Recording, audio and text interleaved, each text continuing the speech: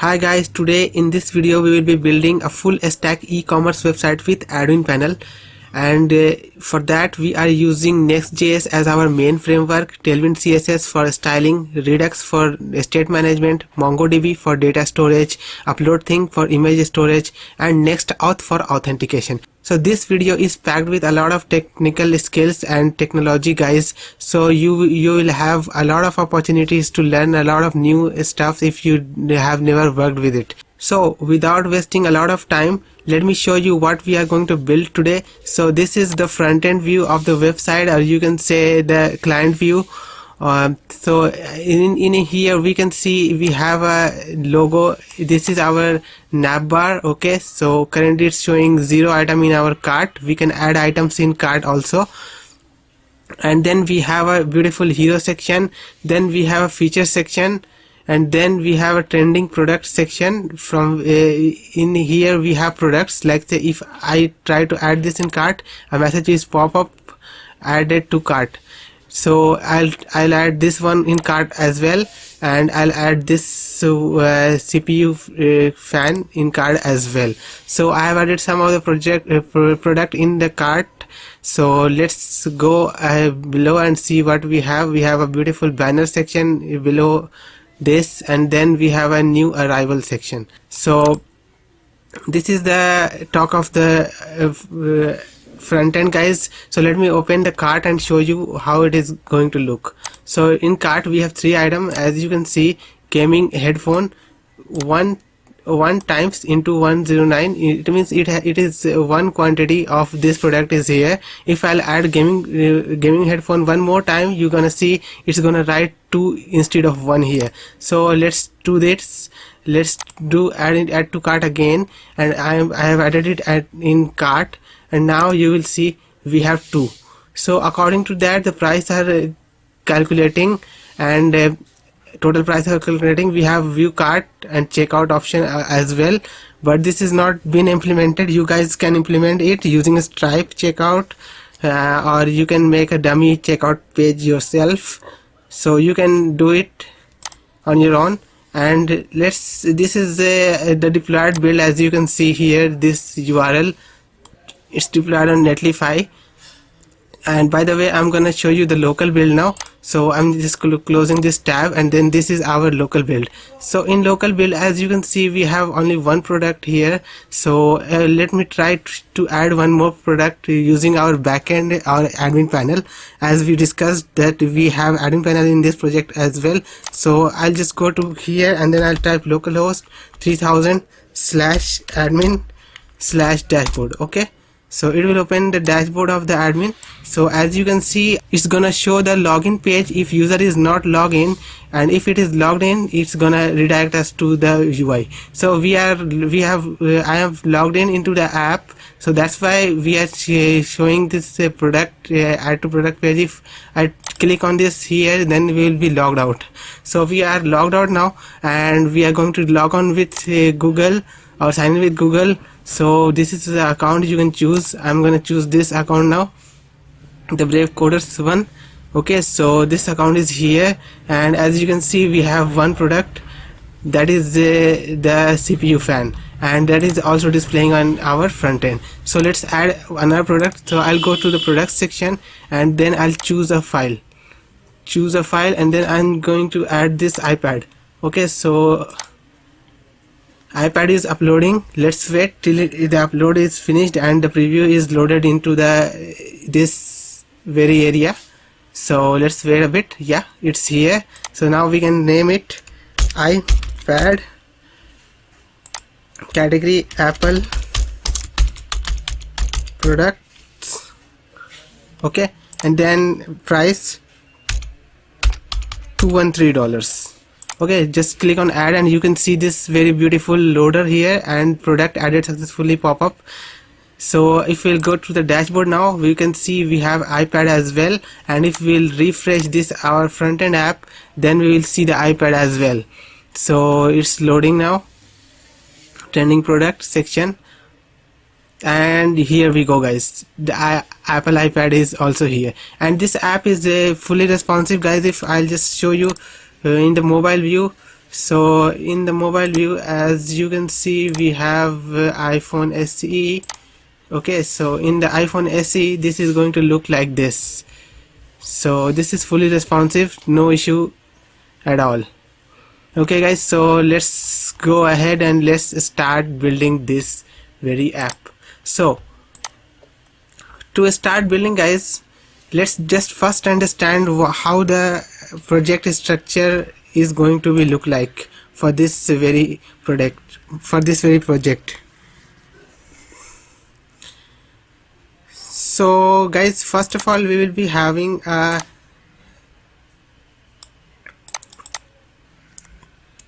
e-commerce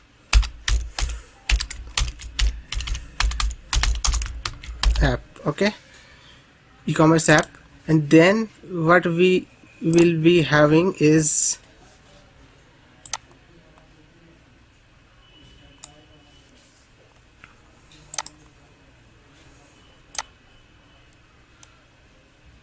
we have two sections in this app, two main section. First is front end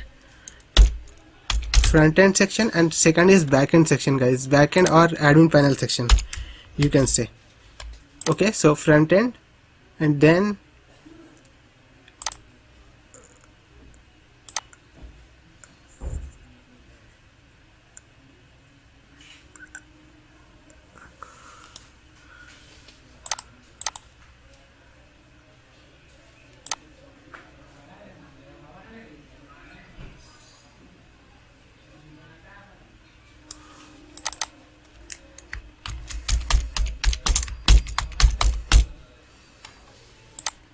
admin panel.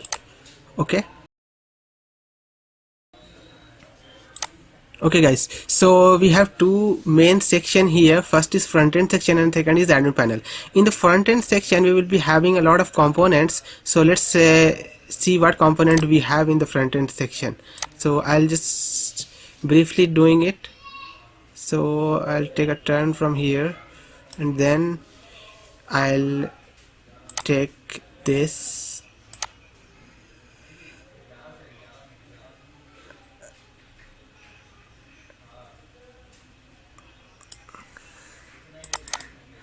First one is navbar.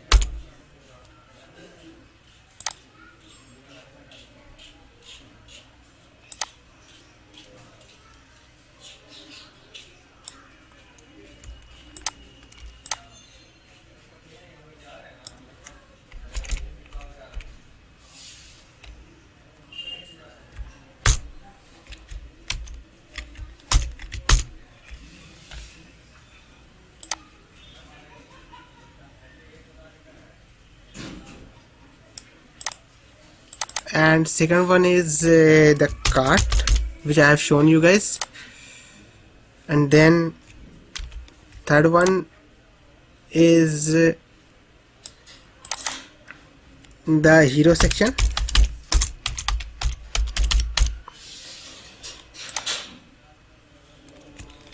and then we will be having feature section,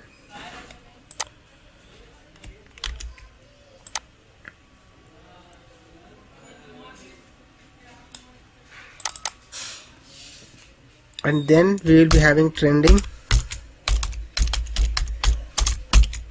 product section. Okay guys, and then guys, we will be having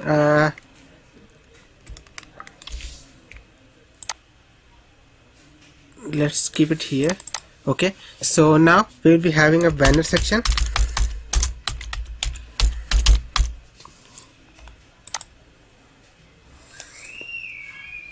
and finally we will be having footer.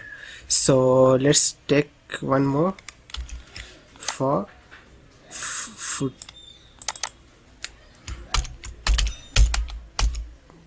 footer. Okay guys, so this component will be inside in our front end. Okay, so let's select everything and select this one by holding shift and move a bit up.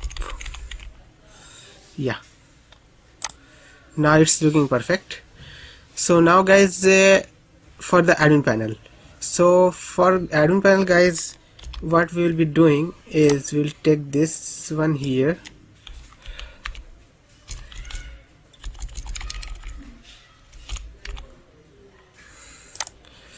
First of all, navbar will also be there, but their navbar is little different. As you can see, this is navbar of the admin panel and this is the navbar of the app, the UI or front end. So as you can see, this is different. By the way guys, if you're wondering which tool it is, so it is called Eraser, and it's a very fantastic tool if you have some ideas in your mind and you want to draw it out, or you want to make some diagram of the idea, then you can use this Eraser tool in such cases like I'm doing. So, and it's really easy to use. So let's go back to the topic. So let's again paste and move it. Then we will be having a login component, which I have shown you. We login with sign in with Google page, the black page with a white button. Okay, then we will be having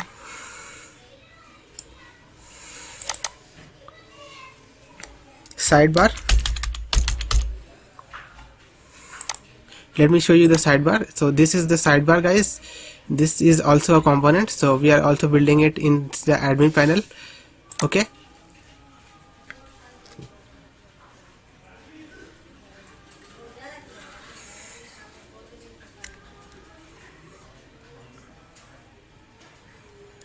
next we have dashboard, and after that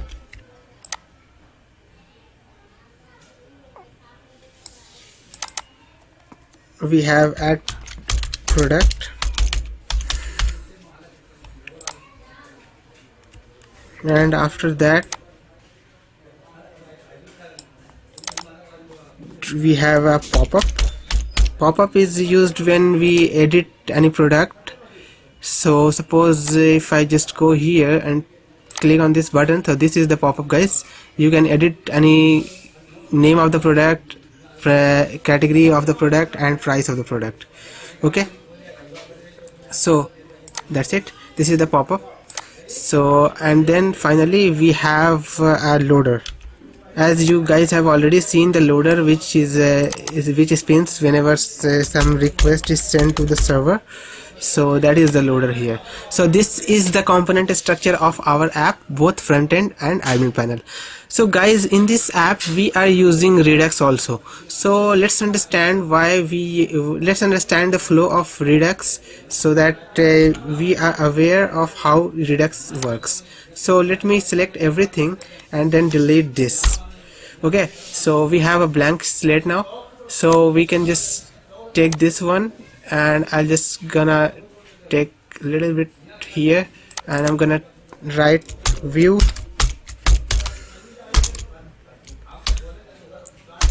or UI. Okay, so we will be having a UI or view. Okay, then what we will do is we will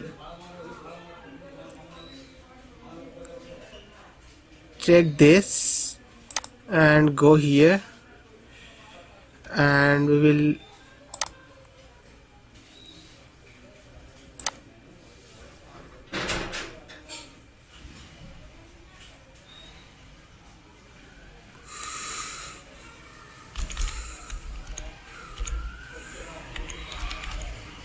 you can use your keyboard to adjust it. So we will be having action,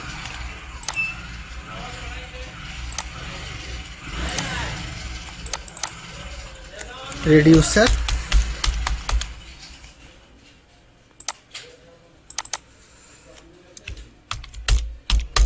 store.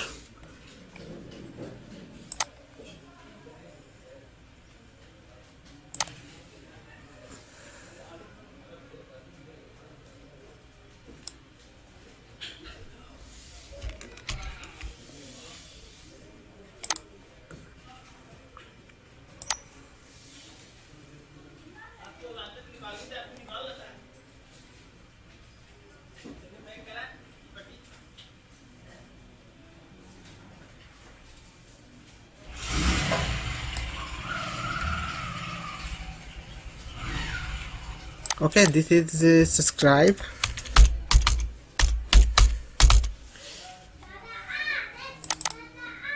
and this is dispatch. So the fundamental flow of this diagram, as you guys can already see, is that we have a view, okay, and view can dispatch any event or any action. View dispatches action, okay. Okay, this action goes to the reducer, and then reducer calls to the store and fetch the data or set the data, do appropriate operation as per the reducer, okay, as per specified in the reducer. And again, whenever a store data is changes, then we can subscribe the store to any component or UI or view. So, and in that case we have a view, okay. So view or component or UI, both, all three are same, guys, okay. So whenever a store changes, then this subscribe method will be called, or this subscribe functionality will automatically be called by the Redux, and then this will automatically re-rendered. This view or UI or component will automatically be re-rendered. This is how the Redux flow work. View dispatches an action is then go to the reducer do whatever the action is, whatever the logic is written for that very action, and once it is done, it notifies the store.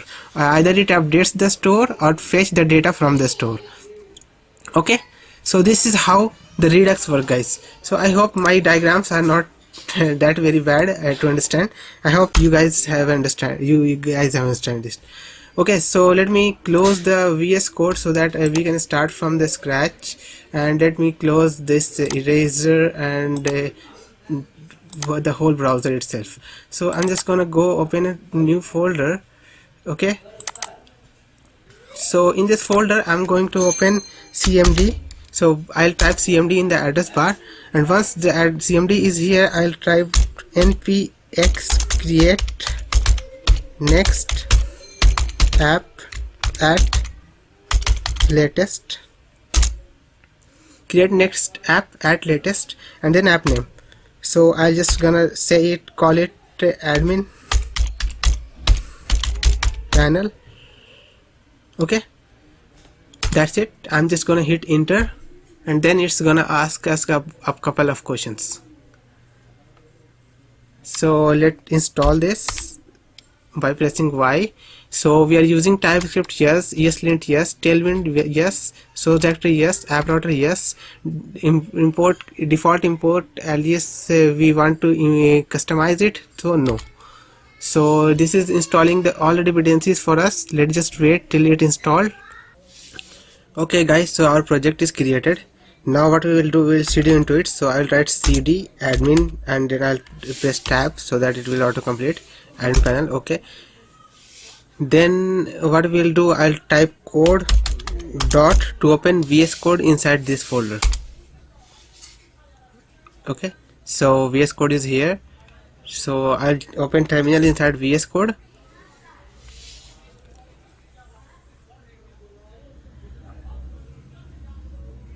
Okay, so it's here, and now I'll write npm run dev, so it will run this project locally. So now I'll open the browser and visit localhost 3000. While it's loading, it's compiling right now, as we can see here.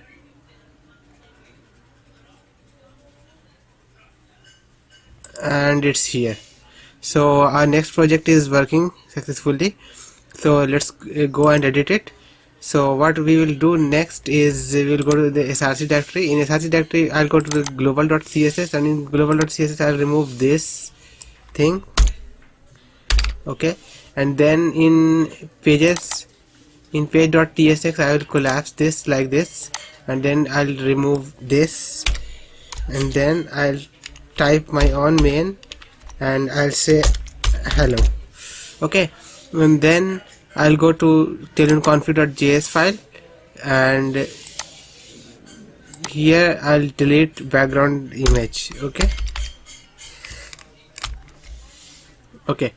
looking nice. Now we can collapse this and take a look at our development build. So it's here, it's saying hello, showing hello. Okay, so now guys, what we need to do, we need to configure a few stuff, like we have to configure Redux, and we have to configure MongoDB, and we have to configure Next-Auth. So let's start with Next-Auth. So I'll just, in Google I just type Next-Auth. So Next-Auth is here. So I'll type npm install Next-Auth. Okay, so npm I Next-Auth. So I'll just copy this command and then go back and then open terminal and click on this plus so that we can open two terminals at the same time. And now once this terminal is ready, I'll paste the command npm I in Next-Auth to install Next-Auth. So while it's installing the Next-Auth, we can close this and we can go inside the layout, inside the, actually we need to have a component called auth provider. Okay, so auth provider component which we can create in the admin panel. So let's first go to the source directory, okay, by clicking src. Okay, and then click on this plus for new folder. So once the new folder is here, then we can type components. Okay, so we have a root level src level component folder, and then inside this component folder what we will do is we will make a new folder called admin panel. Okay, and one new folder called frontend.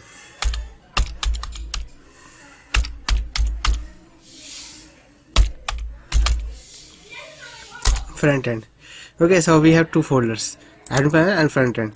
So I'll close this and open admin panel. In the admin panel I'm going to create a file called authprovider.tsx. okay, authprovider.tsx, and I'll do rafce to quickly create a arrow-based React functional component. So by the way, if you don't know, if you are new to this, I did this by using this extension which is here, ES7 plus React Redux React Native snippets. Okay,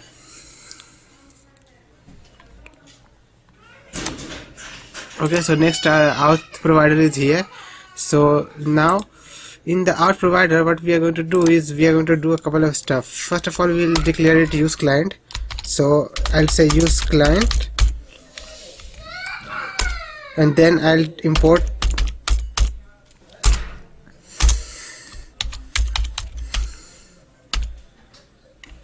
session provider from Next-Auth React.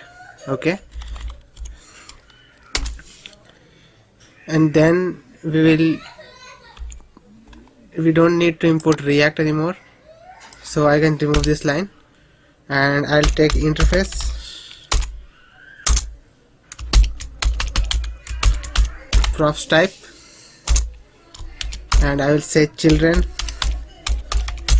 is of type of React node imported from React. Okay, so this is it, and then we will go and take children here,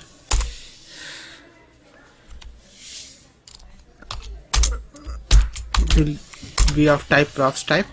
Since we are using TypeScript, so we have to give the proper types, and then we can just wrap session provider, and inside here children, just like this. Okay, so our auth provider is ready. We can close this file now, and we'll go to the layout.tsx file, and in layout.tsx file what we will do is we'll take our auth provider like this, auth provider, okay, and it will take children in between it, like so. Okay, and then we need to create a app. Okay, so inside the app folder I'm going to create a new component called app. Inside the app folder, inside the app folder, app.tsx, okay, and I will do rafce, okay, and again we will do use client,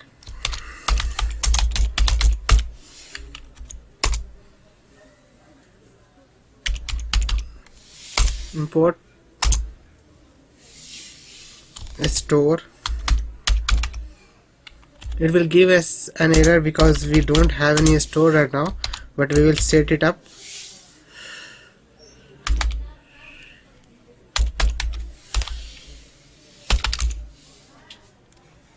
At Redux, okay,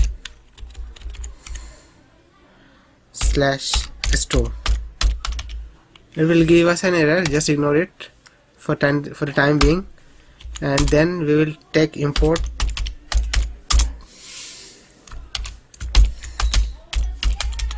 provider from Redux. Now we have to install React and Redux and React Redux library, so we will do it in a minute.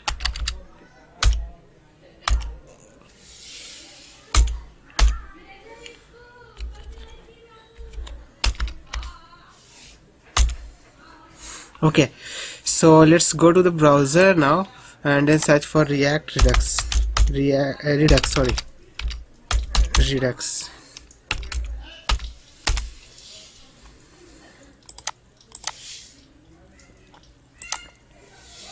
Just go to the quick getting started, and we are going to copy this code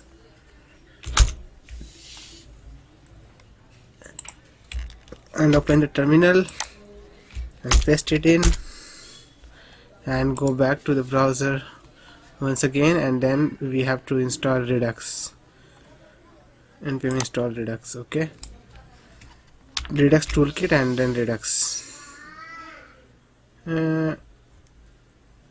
Redux core, wait, let me see, just wait a minute. Redux toolkit we need, and do we need Redux, React Redux?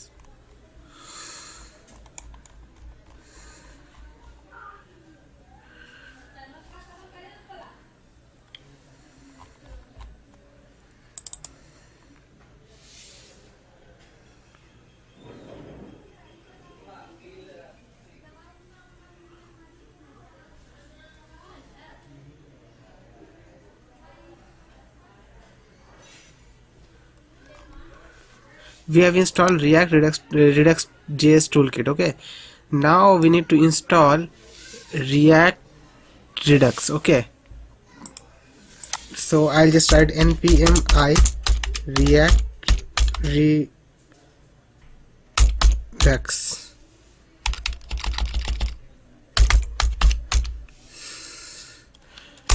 Okay, that's it. This should do the trick. Okay, now this error is gone because we have the React Redux library now. Okay, so again we will go back to the provider and take the provider here,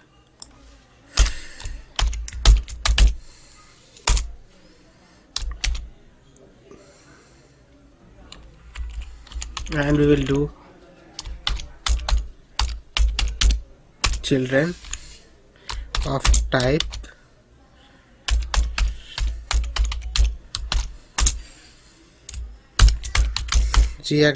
React node. Okay, provider will take children. Okay, and then it will take store.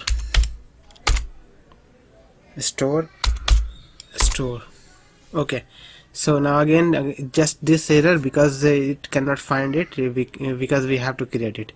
So let's go ahead and create this first, then we can do any development. So I'll just create a Redux folder inside the source directory. Inside the source directory I'll create a Redux folder. Okay, so Redux folder is here now. Now I can just create a store.ts file.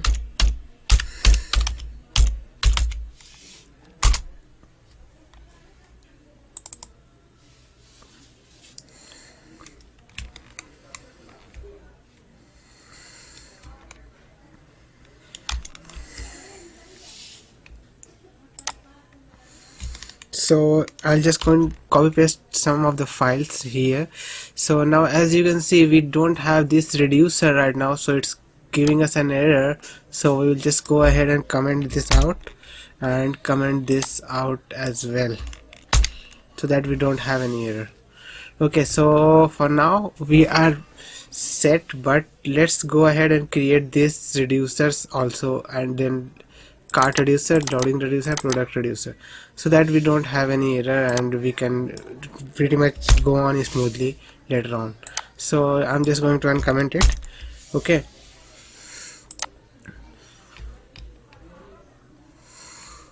so we will create a file called hooks.ts. okay, inside Redux directory.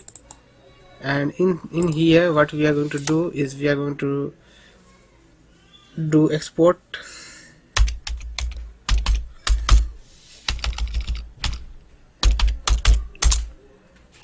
const use app dispatch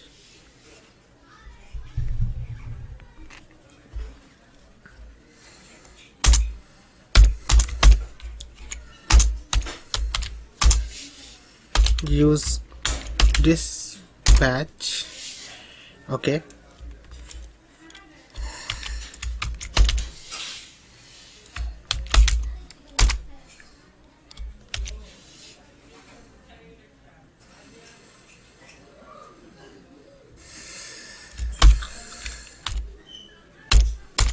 okay, this one, and then export const use app selector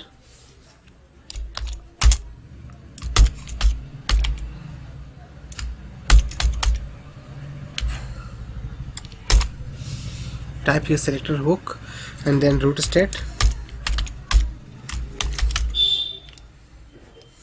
from store. Okay,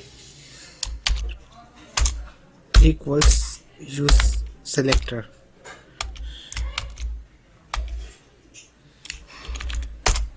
From React Redux.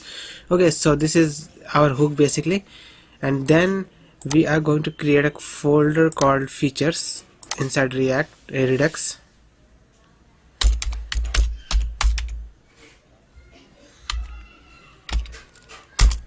Features. Okay,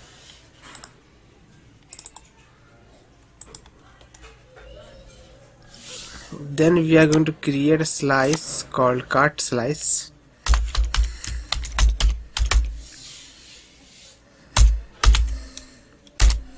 Basically these are reducers. We in React toolkit we call reducer to slices, and we pretty much work on this the same. So let's go and create a cart slice. Okay, so for creating a cart slice, what we are going to do is we are going to create an interface. Okay, product. Okay, basically an interface for product, and then we can take id as string, then title as string,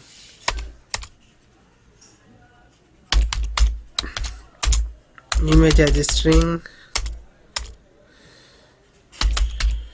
price as string, price as number, price as number, and quantity as number.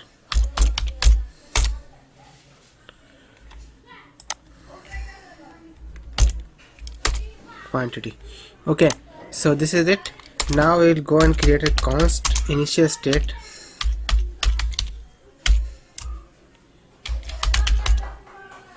Initial state equals to array of iProduct. Okay, and default value is false. Okay,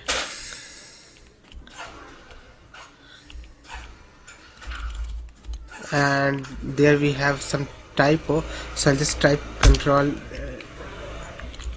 initial. Okay, control plus full stop button, so we can just fix it.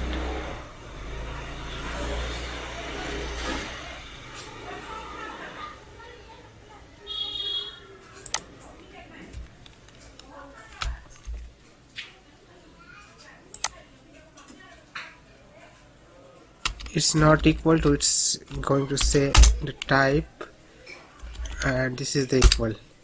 Okay, so now this is it. Then we are going to export const cart slice equals to create slice. Okay, it's going to take an object and name will be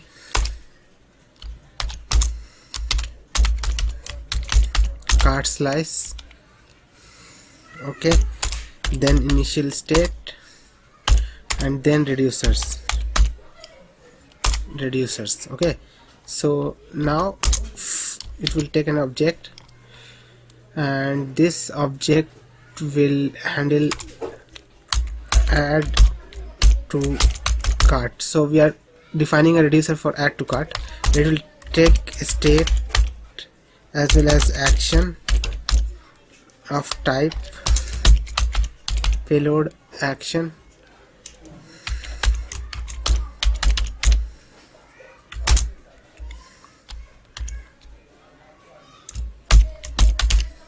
iProduct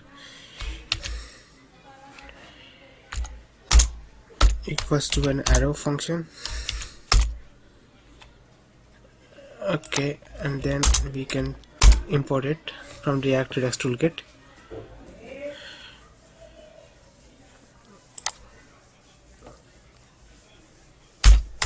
Then we are going to say if state dot find index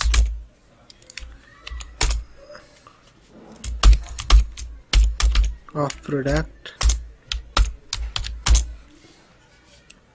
is equals to product dot id pro dot id equals to action dot payload dot id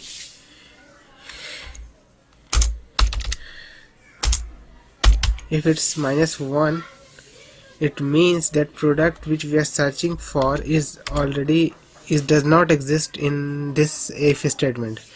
So if it does not exist, then what we are going to do, we will take the state dot push, will push that product into the state, basically push action dot payload. Okay, but if it exists already, then we have to increase the number of quantity of that product. So we can do return state dot map item. Just bear with me guys, I know this tutorial is a little bit boring, but once we set it up, then we can pretty much go very smoothly. So once it's set up, I mean all the reducers are done and everything is done, then it will just go pretty smoothly and you guys can follow along very easily. So this is the hard work, this is the main hard work which we are doing, and I promise you the later work are just a piece of cake. This is the main hardest thing which we are doing right now. So let's go inside the return statement. What we are going to do is we are going to check for this, and then we can just go as like this, and then we can do return once again, and then we will say item.id. if items.id is equals to action.payload.id, if it is equal, then what we are going to do is we are going to spread item, okay, and take quantity property,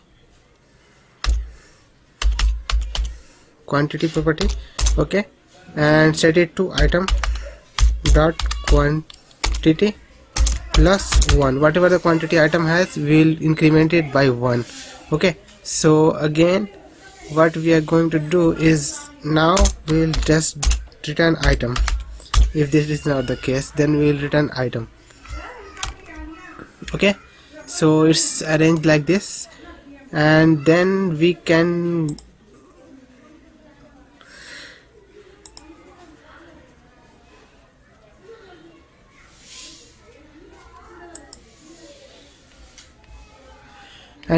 what we can do, we can go to add to cart, okay, and add to cart. There we can make again another reducer, remove from cart, okay. We'll take a state action as payload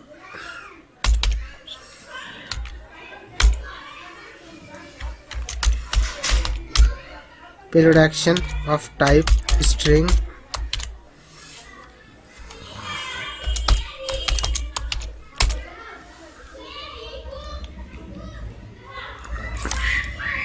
we will do const id equals to action.payload,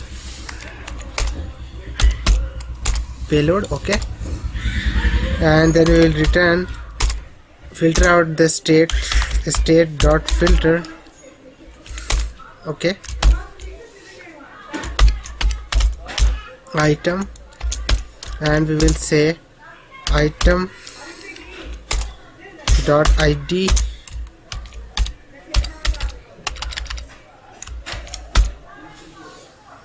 not equals id, okay, and then we will export const add to cart, remove from cart equals cart slice dot actions, okay. We are exporting it, and then we will do export default cart slice dot reducer, okay. So that's it, guys. This is our cart slice now. If we go to here, then we can see cart slice is coming with no error, and now we have to make a product reducer and a loading reducer, okay. So again we will go to the features, and in feature I'm going to go create a new file called product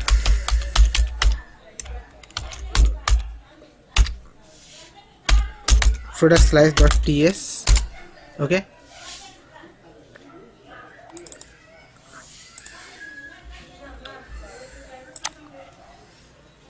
And this will take const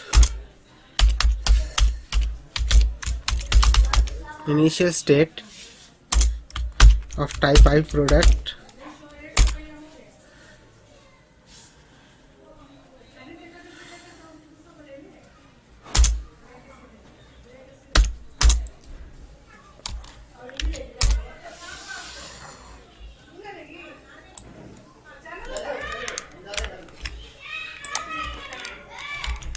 it's going to give us an error, and that's because iProduct is not defined, which we are going to define inside the dashboard page. So dashboard page is not ready yet, so it will give us an error, but let just bear with it. We'll quickly fix it once dashboard page is there. Export const product slice equals create slice. Okay, again name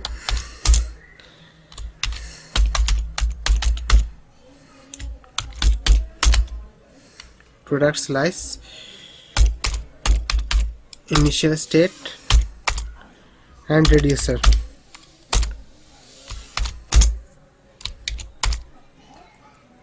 We'll take set product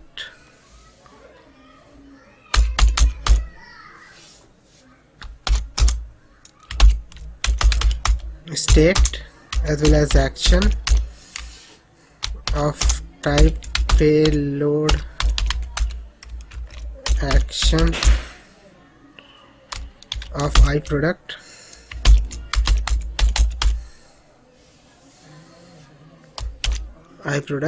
Okay, then we will do something like this, and this is not payment, this is a lot different. This is payload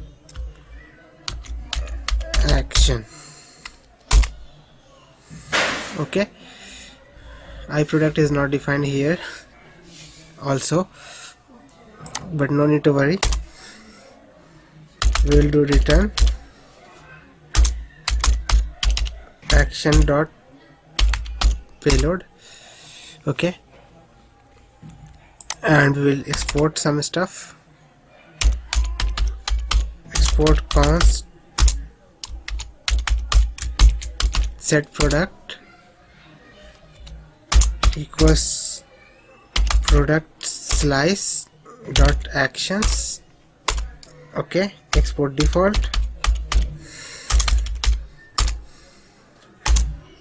product slice dot reducer. Okay, this is it. And then finally we have to create a loading reducer also. So I'll just create one more reducer called loading.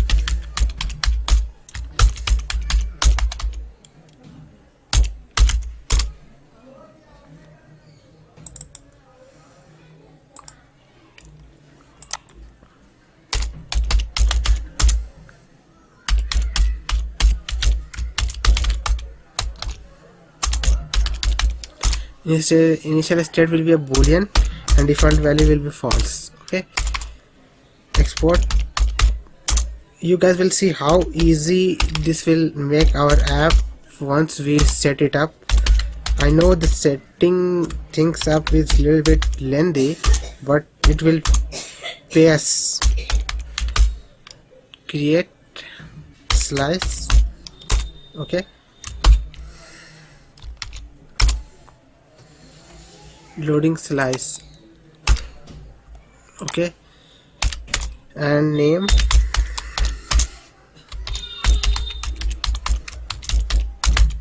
loading slice. Okay, initial state reducer,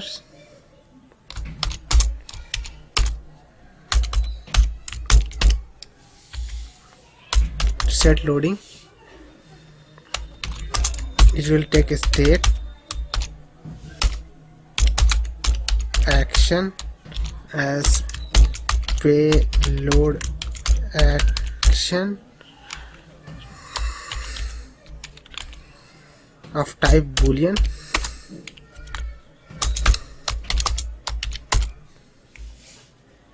And we can import it from Redux toolkit. Okay, then return action action dot payload, and we can export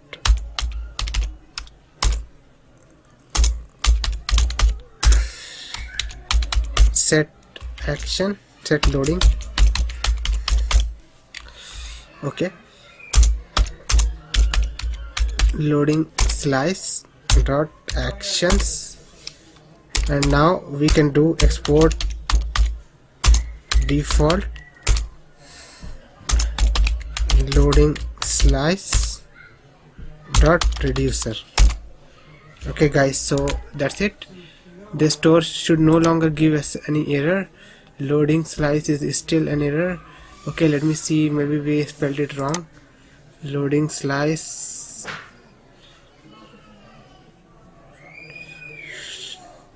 okay, so we have to write loading slice, not reducer. Loading slice,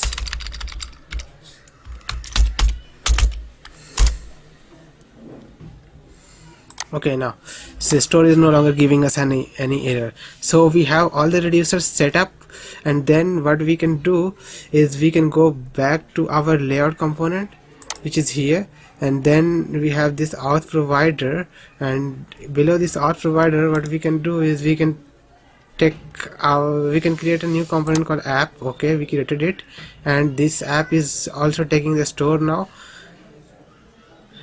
So we can just go back to the layout, and inside here we can just do app and import it from ./app, from not next app. Okay, and this will go here.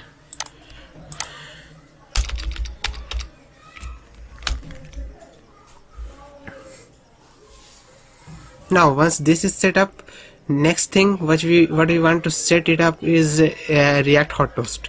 So I'll just go to React Hot Toast,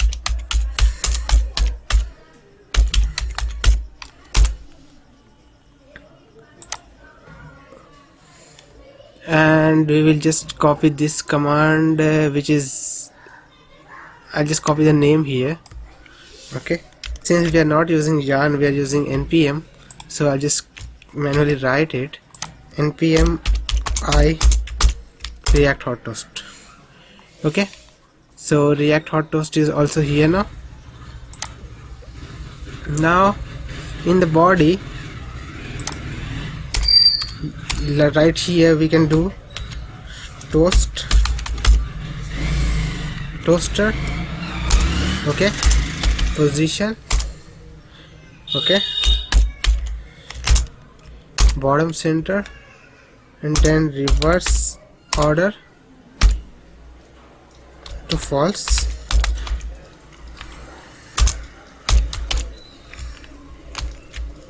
Okay, so now our toast component is also set up. Now what we are going to do is we are going to create our backend first. So our admin panel first we will be creating. So for that, what we are going to do is we are going to create a route for admin panel. So we can just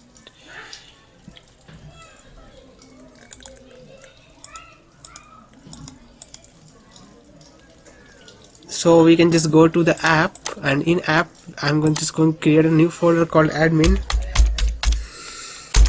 Okay, so inside this admin folder we are going to again create a new folder called dashboard. Okay, and we will create another one for products. Okay, so two folders are there. So in the dashboard we are going to create page.tsx file,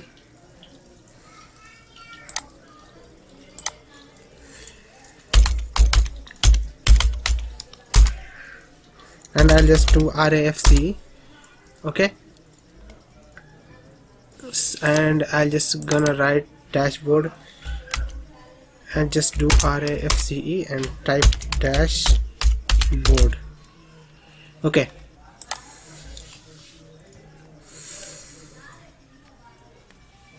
now if we will visit /admin/dashboard, then we should see this dashboard text. So let's try now. So let's go back here, and then let's visit /admin/dashboard.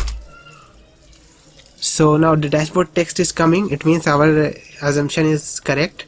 We are doing everything correct. So let's close this tab. We don't need anymore. So now let's go to the create a layout component inside this admin folder, so that we can create our sidebar and all stuff like that.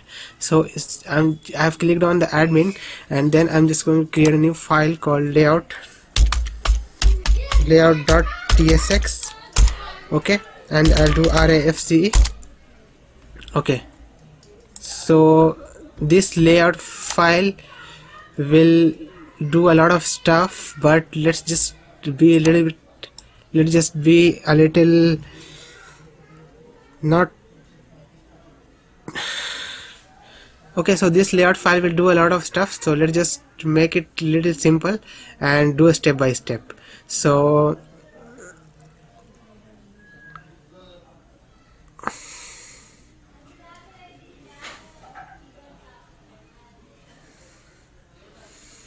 first of all, we want to create a loader, a spinner. So we are going to set up our loader.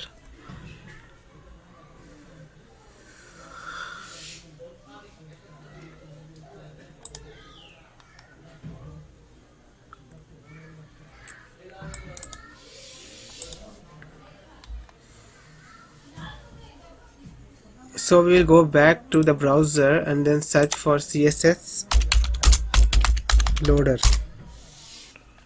Okay, and then we will go here, CSS loader and spinner, and I'm going to use this loader now.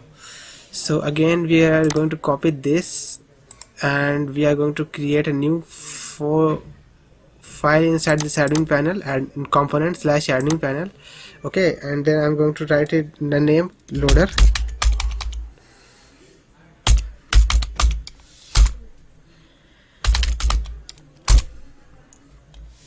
Okay, so I'm just going to copy paste here, and I'm just going to make it class name.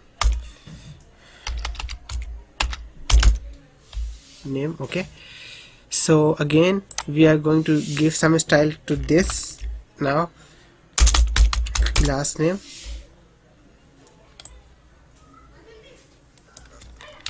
So again we are going to give some styling. So these are the styling fixed with full height screen, top 0, left 0, background of semi-transparent black, and grid, place item center, so that everything is centered here. Okay, so this is our loader component now. This is done.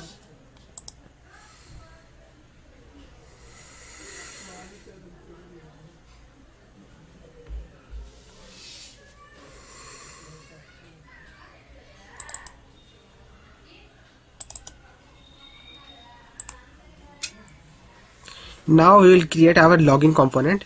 So for creating our login component, what we can do is we can just go to the admin panel and then create a component called login.tsx. okay, and I'll do rafc to create it. Okay,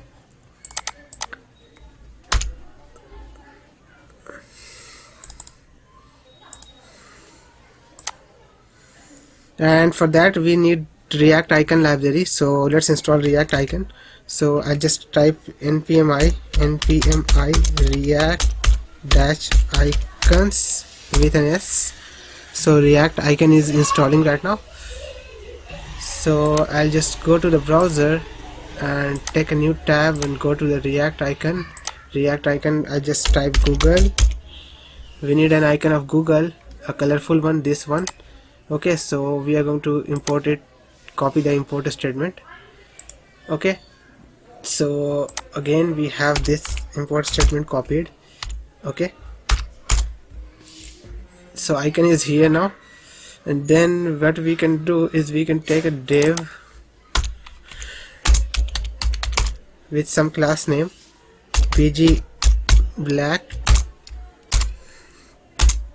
main height of screen, okay, grid, okay, place item center, okay, and then we have a button with this icon FC Google, okay, size equals 30, and we will be having some text saying sign in with Google.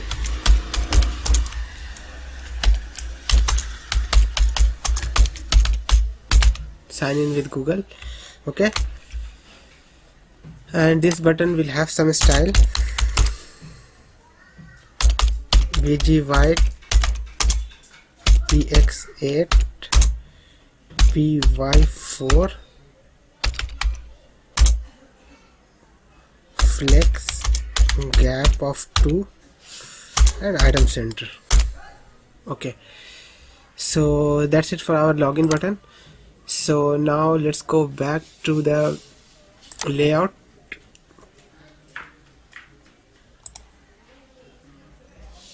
So in layout, what we are going to do is we are going to check const is loading.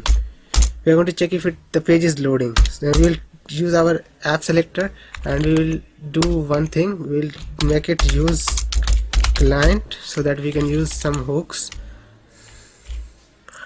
okay, and we'll use our use app selector, okay, and we'll pass a store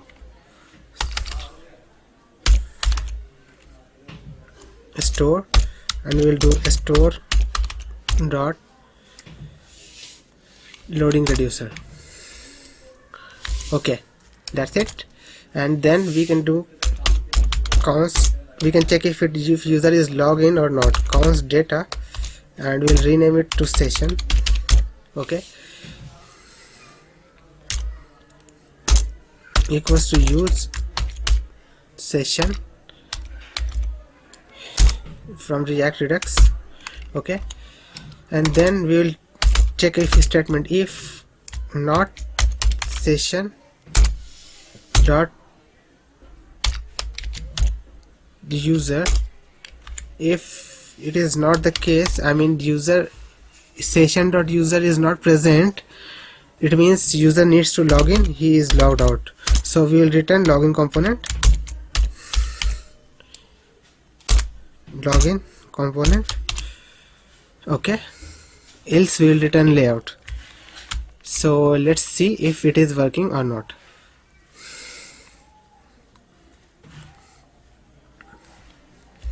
So let's go back to the browser.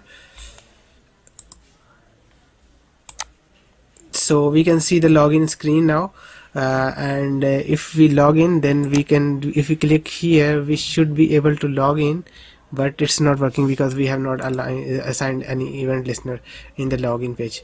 So we go back to the login, and in the login what we are going to do is we are going to, in the button we are going to take on click like this, and then we are going to do like this, and then we are going to do sign in from React Redux, okay, and then we are going to type Google inside it, okay, so we don't have to worry too much. Now this will work. If we'll click, it's gonna blow us this page, error 404 not found. So it's not founding because we have not configured the React Redux, Next-Auth fully yet. So we will configure Next-Auth.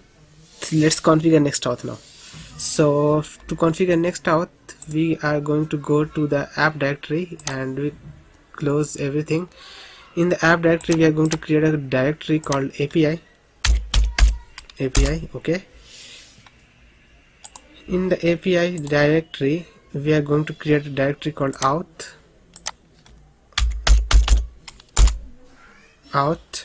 and inside the auth we are going to create a directory called Next-Auth.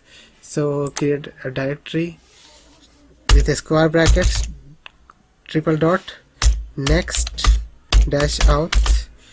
and closing bracket. So this is it, and then we are going to create a file called route, Okay, so in route.ts file we are going to do const handler equals Next-Auth. Okay, it's going to take an object providers,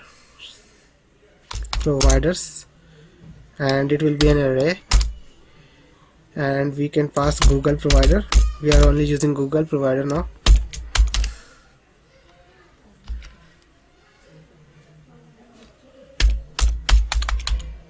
Google provider. We have to import it. Import Google provider from Next-Auth /providers/ Google. Okay, now this is going to take client ID as well as client secret. So I'll just going to do this for now, and then client secret. Then after this array, it's going to take secret,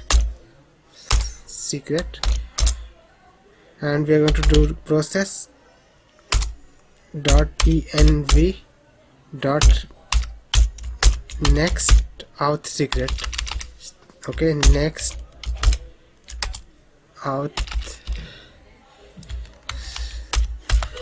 secret. Okay, so we are going to create a env file now. So on the root directory of our project, we are going to create .env.local. okay, and then we are again going to go back to the route.ts file, and then we are going to do process .env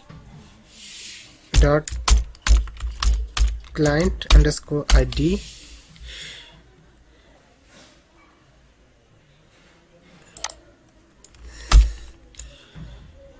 and we are going to do process .env client underscore secret, and put exclamation here and put exclamation here. Just tell the TypeScript that this string will always be there, it cannot be undefined. Okay, so now we are going to go back to the local env file. So we are going to go to the Google Cloud Console.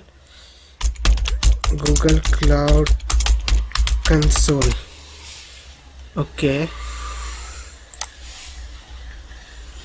and first thing is we have to change our account. I will choose Brave Coders account. Okay, Blood Coders account. Okay, now we are going to create a new project, so that you guys can see how to create a new project. Admin panel is already chosen because I have already created the project. Now I'm going to create admin panel -yt project. So I'm just going to go click on this new project here, and then type the project name, admin panel -yt. Okay, so now I'll just click on create project, and this will take a while to create the project. Now once it's created, we are going to select the project. So again, I'm just going to select the project. So project admin yt is selected, as you can see here. This will tell which project is selected right now. Okay, so once the project is here, we just click on this sidebar now, and then it's API services OAuth consent screen. Okay, so let it load, and then we are going to choose external because we are doing test. For that we are using external. So just click OK, and then we are going to type our app name. So app name is admin panel.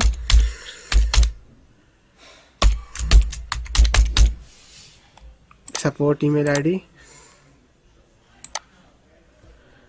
and we have to copy this so that we can just paste it in here. Okay, save and continue. Leave everything unchanged and just click save and continue. Save and continue again, and again go back to dashboard. Okay, so now we are going to click on credential and create credential OAuth client ID. Select web application, and we can just type localhost 3000, and in here we will type localhost 3000 as well for now. Okay, this is will going to throw us an error because we have to type the correct redirect URI, but let's just type localhost 3000 for now, and I'll show you how to correctly type it. Okay, so let this tab be open, and then we have this client ID. So I'll just copy this client ID here now, and I'll just take in the environment variable file, we are going to take client ID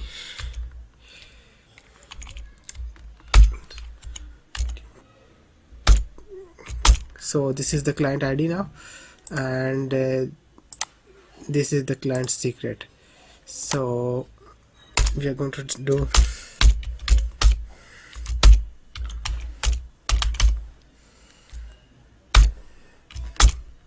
never share your client ID and client secret with anyone, because this credential are very important and you have to keep it in somewhere safe and do not share it with anyone. Okay, so now this is it, and then we are going to make a new variable called Next-Auth secret, and we can just type any secret. So my top secret, and just exclamation mark, and just leave it. Okay, so let me see once if it is okay. So client ID, okay, client secret, okay, Next-Auth secret. Okay, so we have provided all three things. Now let's try to log in. Just refresh this page, okay, and click on the sign in with Google, and it's giving us an error. Okay, so we have to maybe reload the server, restart the server. So let's go ahead and restart the server now. npm run dev.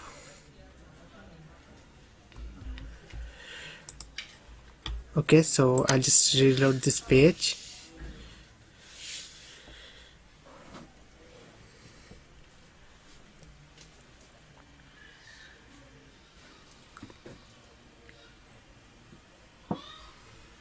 So I'll just click sign in with Google.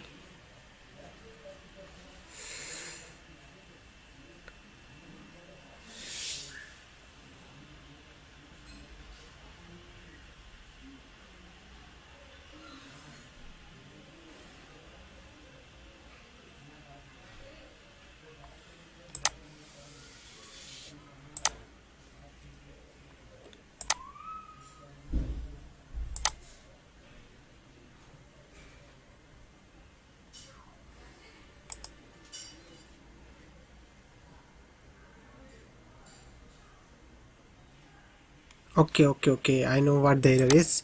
So we have to rename this one as Next-Auth, not the dash. Okay, so let's restart the server again. Yes, okay, update, and then we have to restart the server,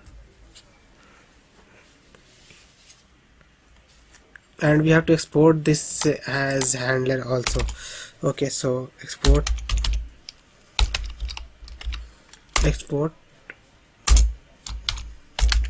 handler as get, handler as post.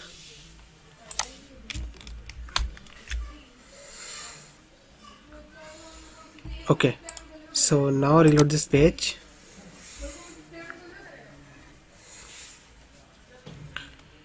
It's here, and then click sign in with Google.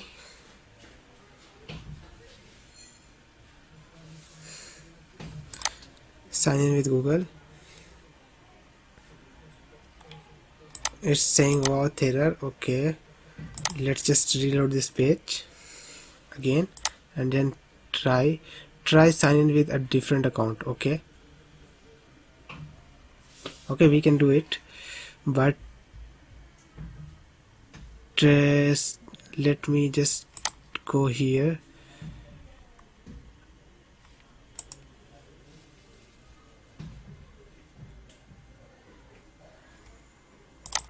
Client ID is required. Okay, message we are getting, client ID is required. Okay, so are we not giving client ID or what?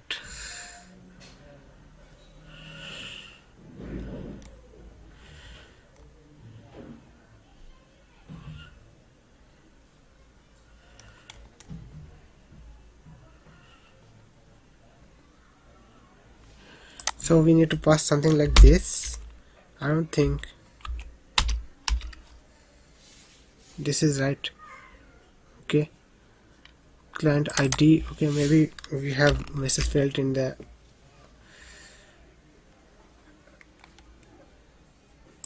environment file. Client ID. Nope.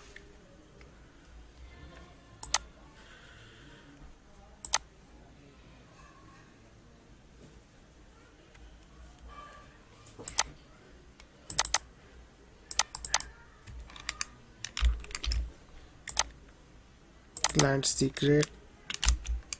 Okay, client secret was a message field, I think. Okay, let's try one more time. Let's close the server and rerun again.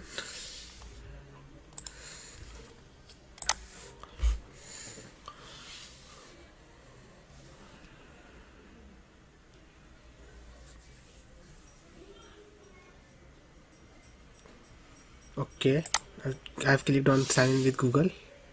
Let's see, let's hope. Okay, now we have seen some progress now. Okay, so now we'll just click this see error details, and then I'll just copy this one here. Okay, and then go back to the credential screen, and then web client 1, and then in the redirect URI, authorized redirect URI, we're going to paste this and save. Once it's here, now we can go back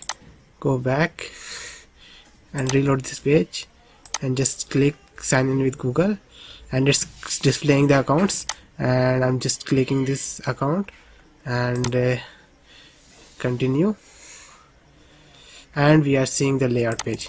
So our login flow is working. So let's go and keep working on it. So let's go to the layout.tsx again, not this layout.tsx, this one. Okay, so now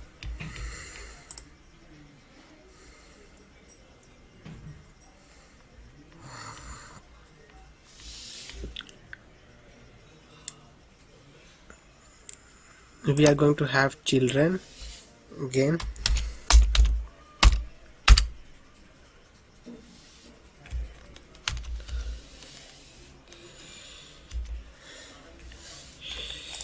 We are going to have children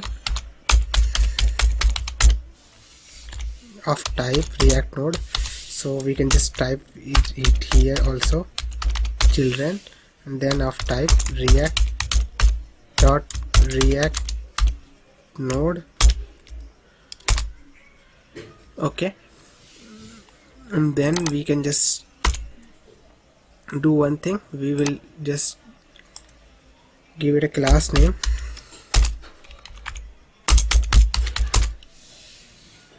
flex. Okay,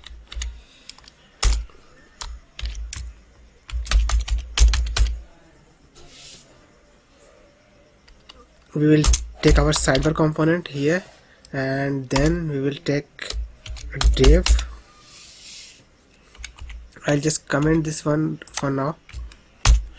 Okay, sidebar component, and then we'll take a div with full height full,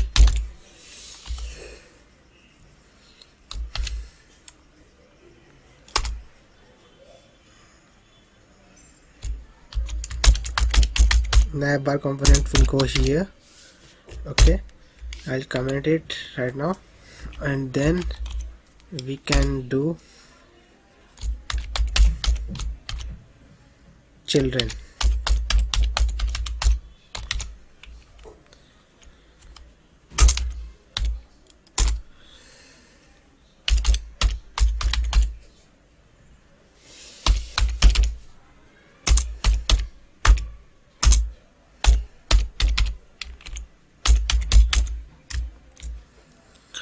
Height calculate 100 VH minus 64 pixel. Okay, and then what we are going to do is, after this div we will do is loading. If is loading, then loader component, which is already here. Loader component we can import. Okay, so now let's start with this sidebar component now. So we will go back in the component in the admin panel.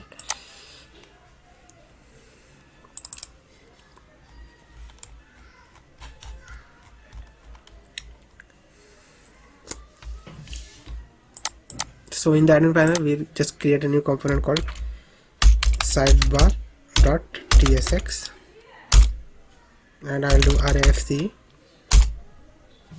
Okay, now I will just go to the layout component again, not this layout component, this one. Okay, and I'll uncomment this sidebar, and we can import this sidebar. So now if we'll just see on the app, so we have this sidebar now, and we have this dashboard now. So already it's showing some progress. So let's go and build the sidebar component now. I just click close all so that we can get rid of everything.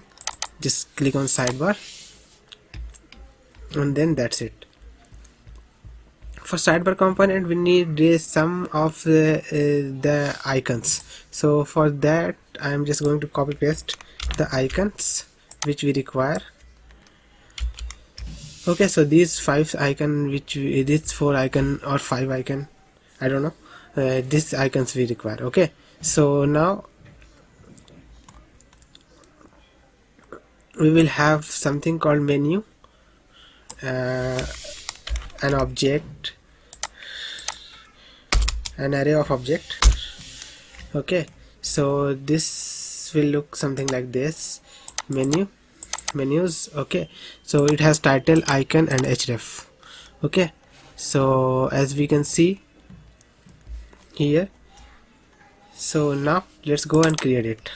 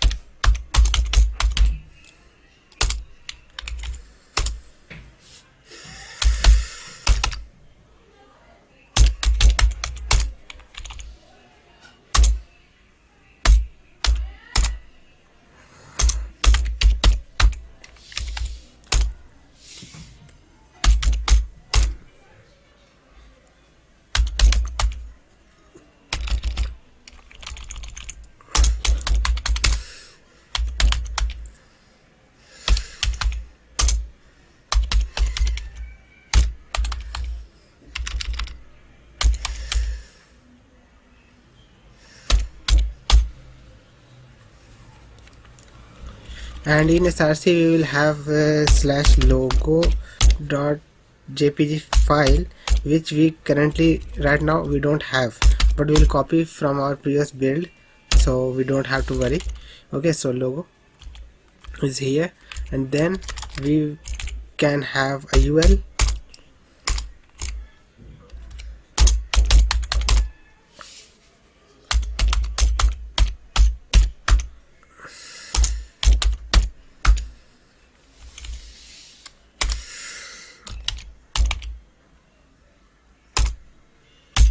We will take menus and we'll map it for each menu. We will return link component, next link component. Okay,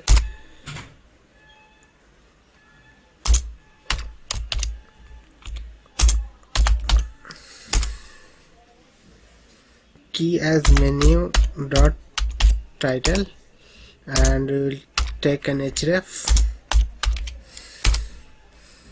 as menu dot href. Okay, and then we will take a class name.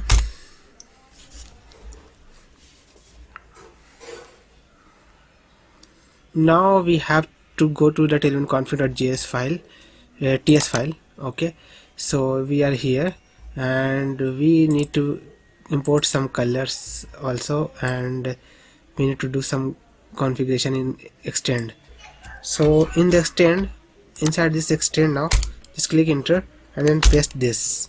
So we have this colors, okay, and we have this container center true and padding 15 pixel. Okay, so this is the configuration which we have done right now, so nothing else is required. Just close this and then we can go back to our work. So we can go back, we can just type the class name, flex gap of 2, item center, padding 4, rounded LG,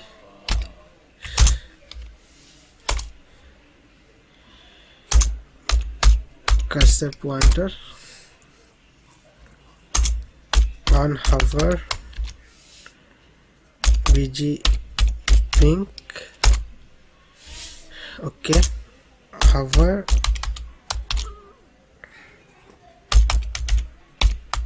text white. Okay, and we are going to do some conditional rendering in the class. We have to use backtick here.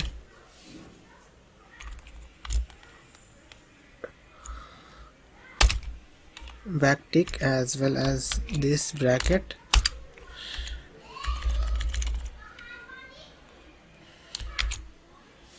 Okay, and path name which is not defined equals to menu dot href. If this is the case, then we can do VG pink, text white, else we can do VG gray 300 200. Okay, so for the path name, what we are going to do is we are going to use path name. We are going to do const path name equals use path name from next navigation. Okay, so it's coming from next navigation. Okay, now and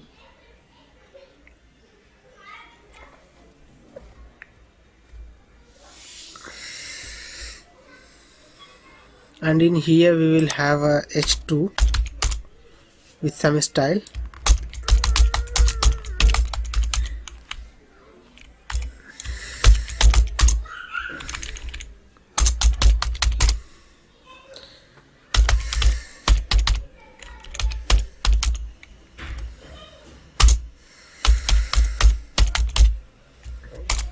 Font semi bold. Okay, that's it. Now we can go down, and in here we can have a div with menu dot icon not manual, menu dot icon. Okay, class name text 20 pixel. Okay, and then we will have a p with menu dot title.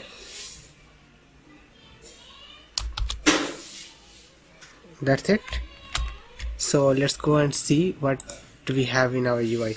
Okay, so our UI is looking like this, and currently we are staying at this dashboard. So dashboard is highlighted. Okay, so if we'll hover, we can see this effect, and this logo is not coming because we haven't copied the image from our previous build. So let's copy the image from our previous build. So I'll just go back to the previous build folder, and I'll just copy this public folder, and I'll just come back here and replace this public folder in destination. Okay, so now if we'll reload, it will show us the image. Okay, and so now the image is here. So our dashboard, our sidebar is looking awesome. So let's go and work on our dashboard. Okay, so let's continue building. So let's go back in the dashboard.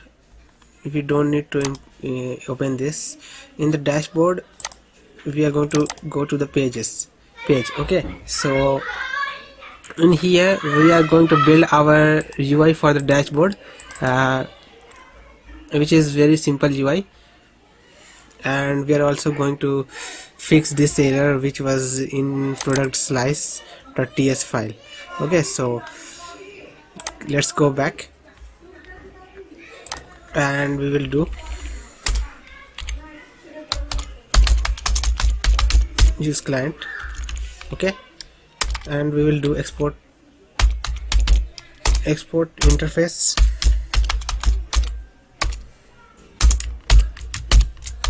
iProduct. Okay, so now we will just copy and paste the interface here,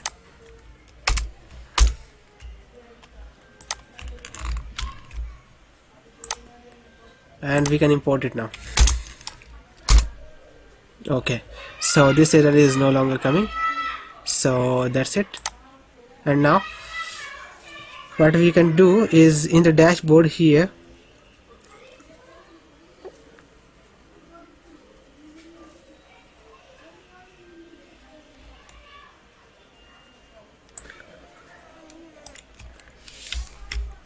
we will take 3 state,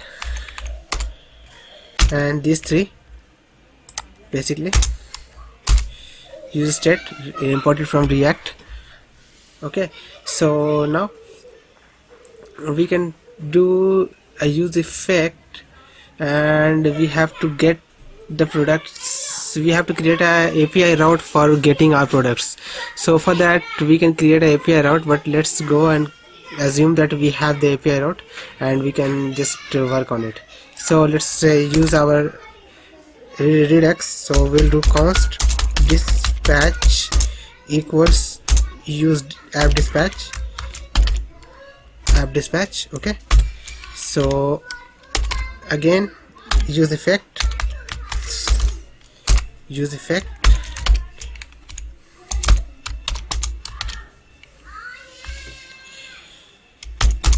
use effect will depend upon update table. Whenever update table value is changed, then this use effect will rerun.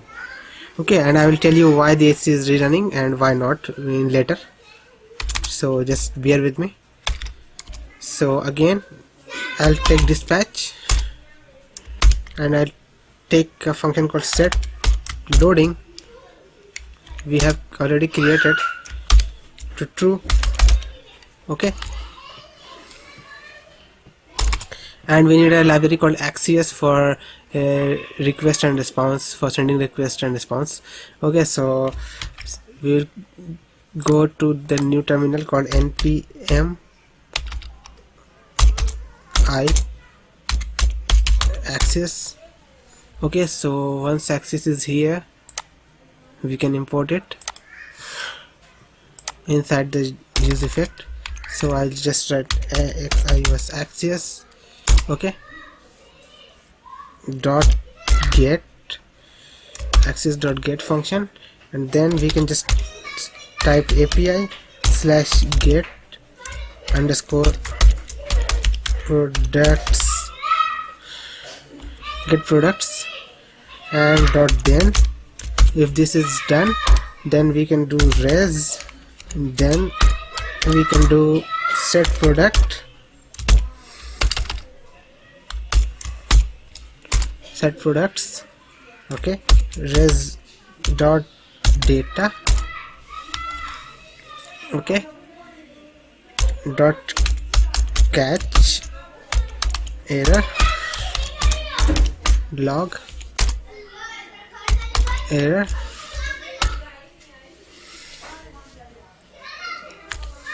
dot finally, and we will just do like this, dispatch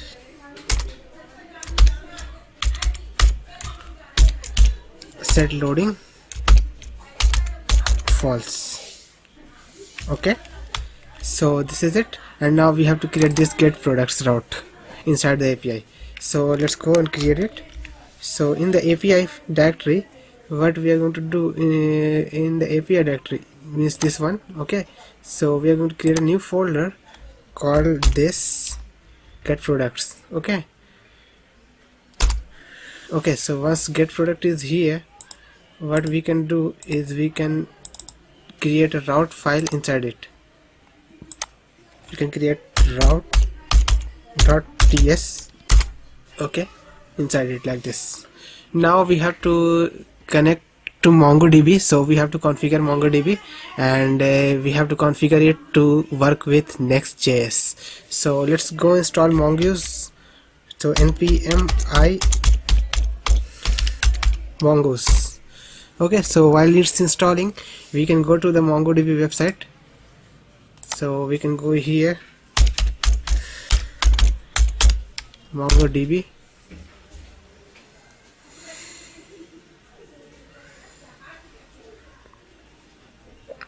and we can just sign in.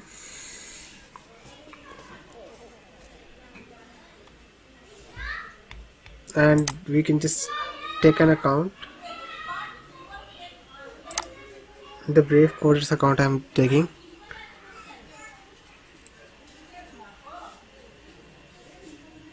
And once we are here, what we need to do, we need to do two things. First, we will go to the network access, and in network access make sure you have this 0000/0 so that you can access your MongoDB from anywhere. Okay, and then we have database access. So this is our username, and we should have a password for it. I don't remember the password, so I just click on edit and edit password, and as soon as I click here, my browser is suggesting me that this is the password. I just click on show password, so MOQ123 is the password. Okay, so this is the password. Now we know the password, we know the everything, so we just click on the database, and we should have some previous data because I was using the same account in my previous build also. So if I just click on browse collection, and we can see we should have some data, and we have this photo gallery, to do app, admin panel, DB, this one.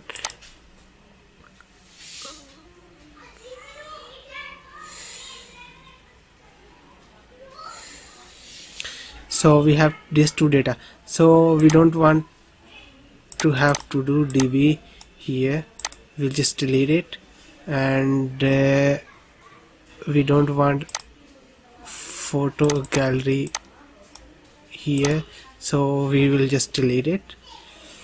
Okay, and we'll keep this product now, admin panel DB. Okay, so let's go to the overview, and not the overview, just click on this database and just click on this connect and driver, and just copy this string here. and let's go to the next env.local file, and in env.local file we just just go a little bit down and type mongo underscore URI MONGO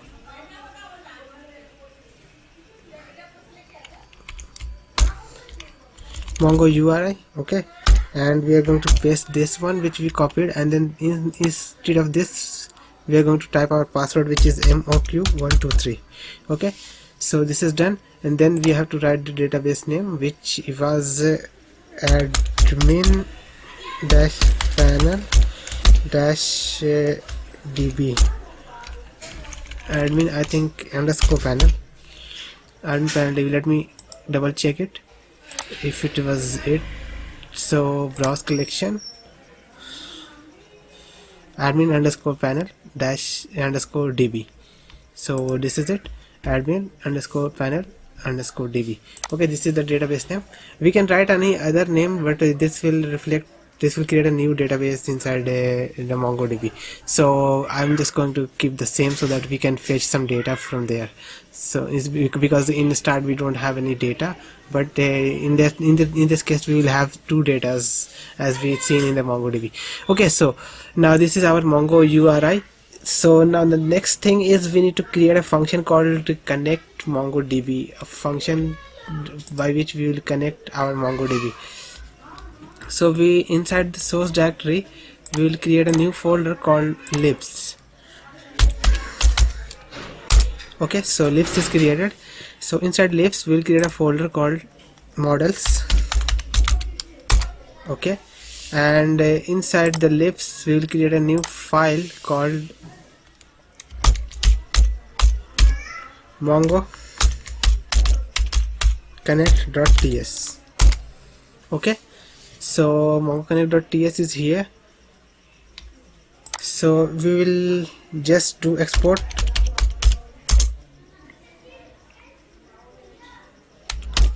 const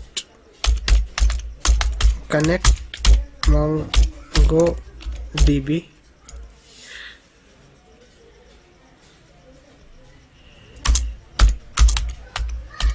is equals to async function.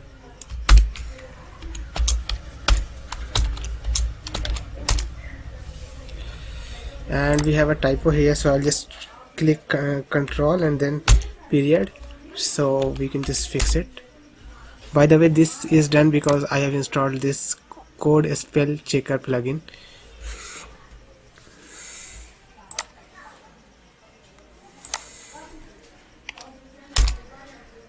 And I'll write if mongoose and import mongoose dot connection dot ready state. We are checking if MongoDB is already connected. If it is the case, then we are just returning the default connection. Return mongoose dot connection dot as promise. If this is not the case, then we will return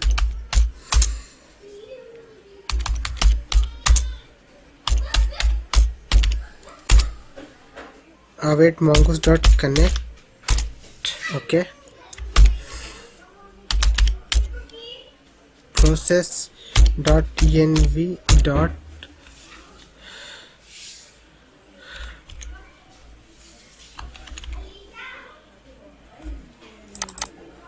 mongo URI. Let me copy paste so that we don't have any errors. okay, and exclamation, so that TypeScript know that it cannot be undefined. okay, this is it. Now we are going to create a model of product model. So we will go to the models folder and create a product.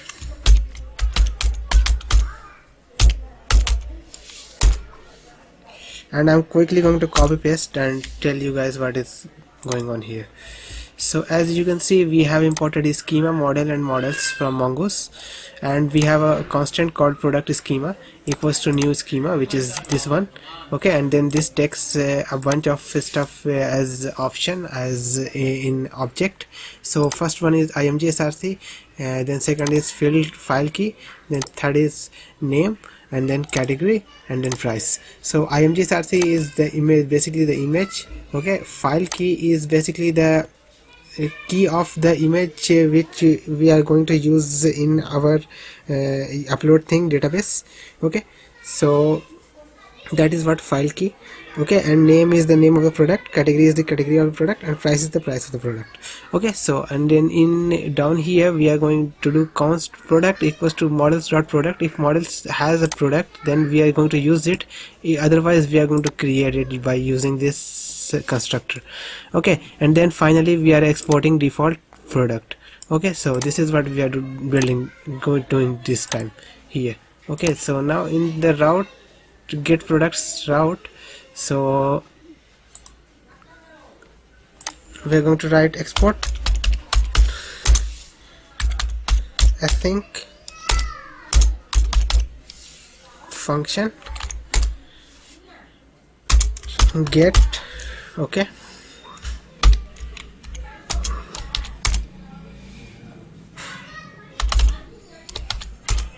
we are doing try catch block, await, connect MongoDB, import it. We are connecting to MongoDB, and then we are going to do const data equals to await product, import it, product.find. Okay, this will return us all the product which are in the database, and then we'll do return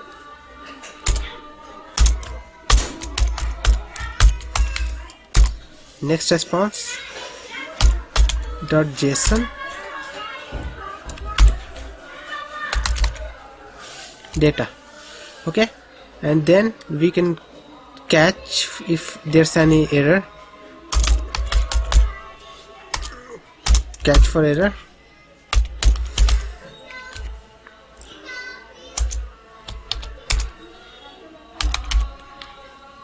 return next response .json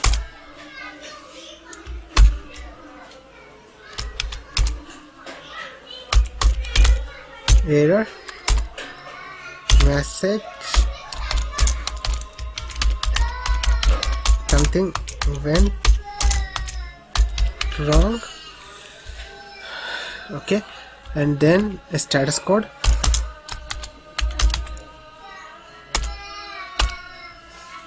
a status code of 400.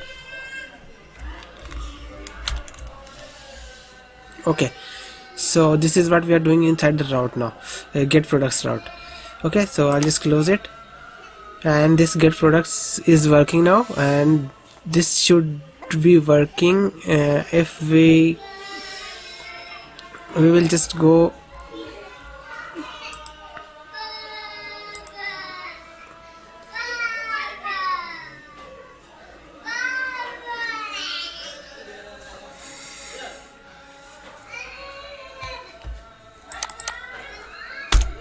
we will just do something like this, and then we will do take a div class name vg white height calculate 100 vh minus 96 pixel,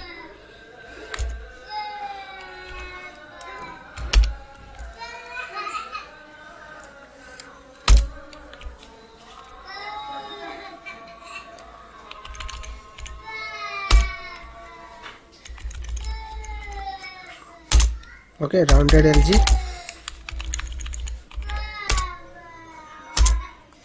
p4. Okay, h2 all products. Okay,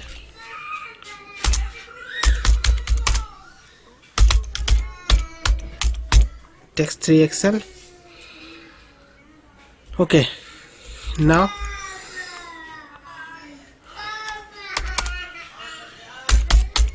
we will take a div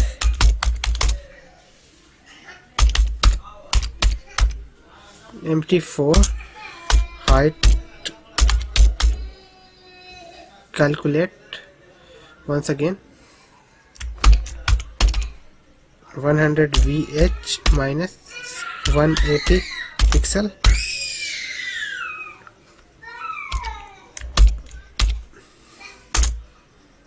Overflow Y,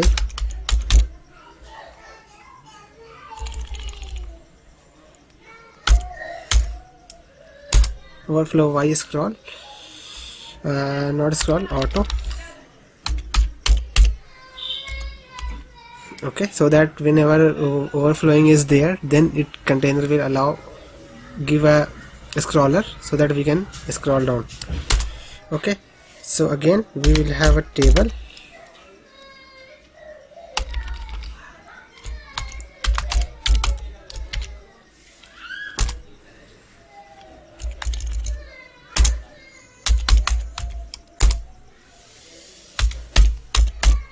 With full and t head,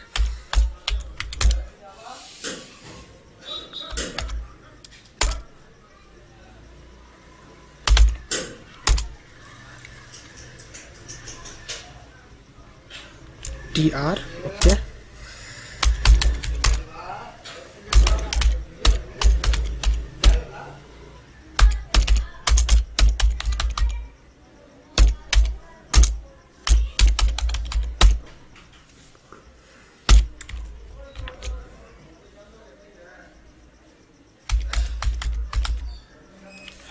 okay, this is the color, and then we will have a th serial number. Okay, th name. Okay, th price. Okay, then th picture, then th actions. Okay, so let's see what we have now.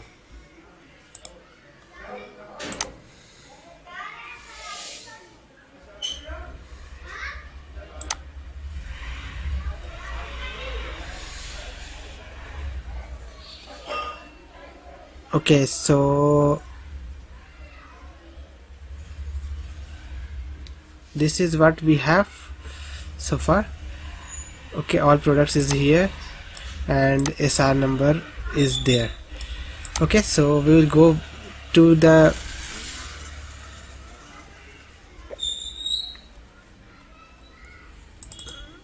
global.css, and in global.css we have to include some CSS for the table and CSS for the loader. We forgot to put the CSS for the loader, so I'm sorry. So let's do it. So inside global.css, first this one. Okay, so that this will look awesome. Let me show you. Yeah, this is looking great. And then we need the loader for the CSS for the loader.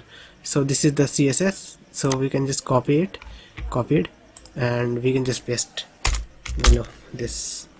Okay, that's it. So now if we just reload, we'll see our loader spinning. Yeah, it's spinning and it's gone. Okay, so this is it. Now let's try to render the products here. So let's go back to page.tsx,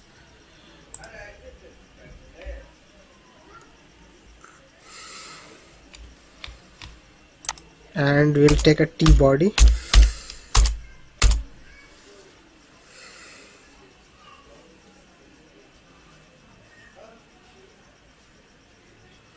we'll map products, okay, dot map, okay, for each product of type iProduct and index as well.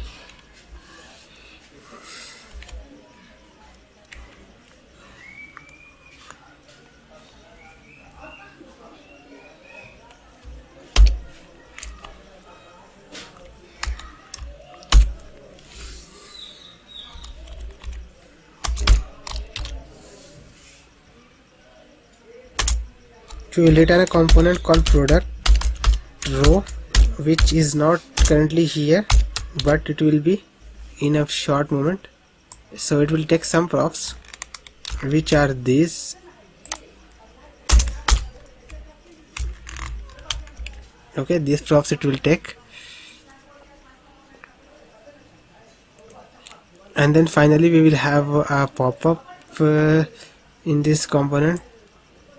So we will just take this one, and pop-up is also not here, so we will just comment it out. Okay, so now let's create product row component in the dashboard, admin panel, products row component dot tsx, and I'll do rafc. Okay, so in the product row component, what we will do is we will first declare our interface. So I'll do interface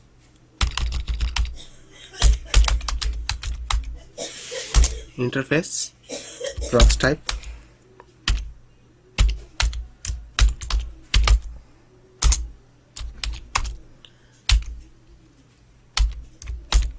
serial number of type number, okay, set open pop-up of type dispatch, imported from React, not Redux. Okay, so dispatch, and then we will do something like this, and in between this we will write type set state action, okay, also imported from React, and then type of boolean.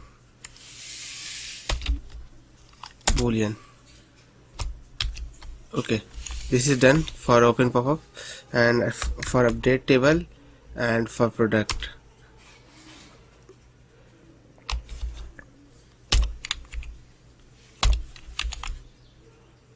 Set update table, okay, and then finally product iProduct.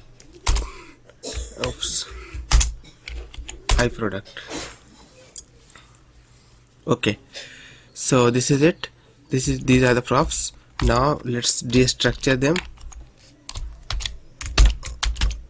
Props type, and we can write serial number, set open pop-up, set update table, product. Okay, so that's it. And then we can do, we can go here and create a dispatch, const dispatch equals use app dispatch, imported from Redux. Okay, now const on edit, this will be a function which will be called when we edit the products. So we'll do dispatch set product. We have a reducer called product. Okay, so we are using this set product, and we are passing product. Okay, and then set open pop-up to true so that we can open the pop-up. And then we have a function called onDelete, const onDelete equals an arrow function.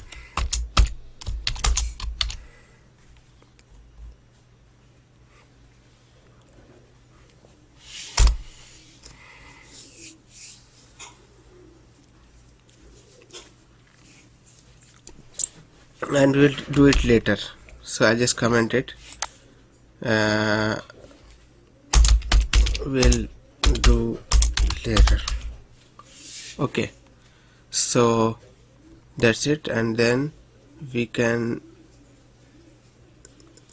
start working on the JSX. So let's remove this and use a tr, table row. Okay, so inside the tr we have a td, table definition, and inside this we have a def which renders sr number, serial number. Okay, this is it. And inside, after this, we have another td,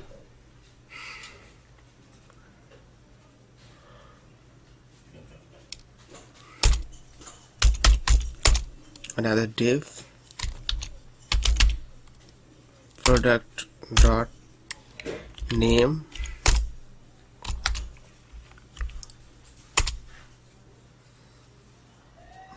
and we have a td,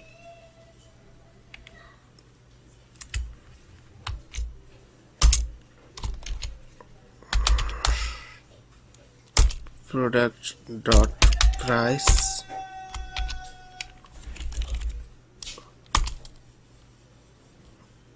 and we have a td with a class name this time, py2. Okay, then next image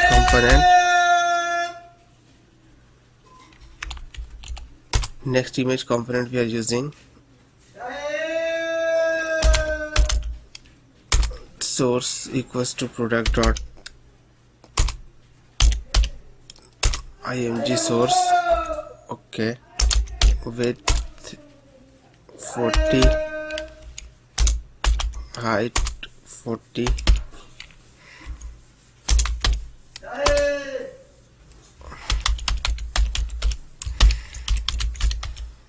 product image. Okay, like so.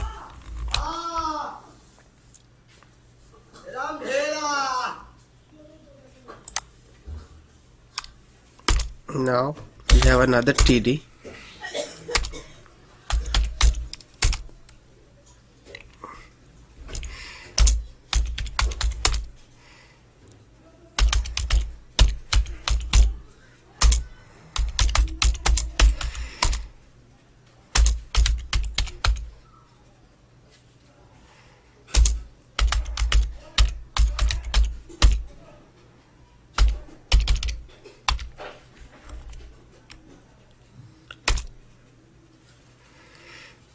now we have two icons, for one for delete and one for edit, which we are going to import from React icons. So these are the icons, so let's import it, and let's import this one as well. Okay, so subclasses are also there, like say cursor pointer hover text black, and for this one text 20 cursor pointer hover text red 600. Okay, so this is it, guys. Now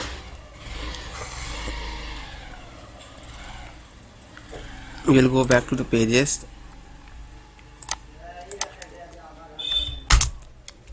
and import row component, product row. Okay, so now let's go back here and try reload the page.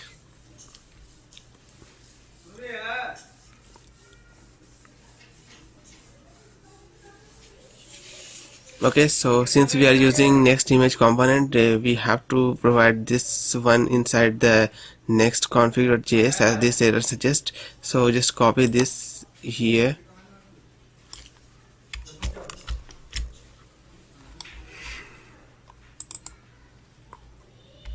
just copy this one here.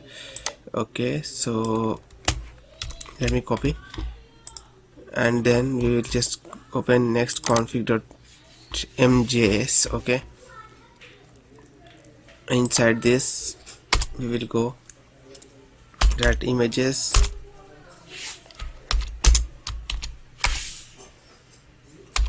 remote pattern, this will be an array,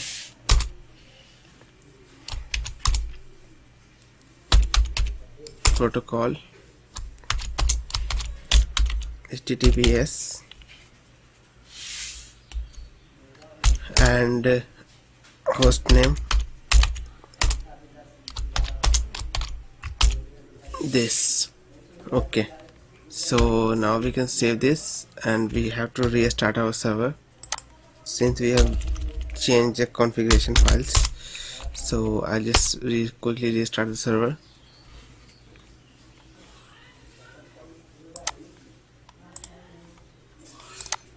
Now let's refresh the page.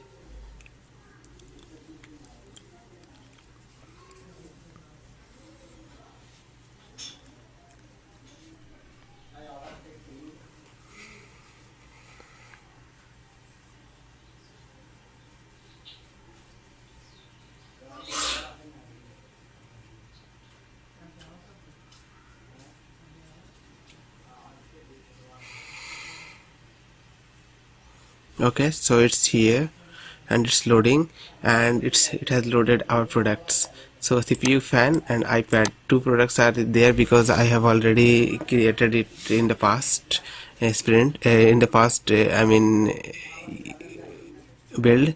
So these products and also images are also coming, and if you hover it, it's going black, and if you hover it, it's gonna be red.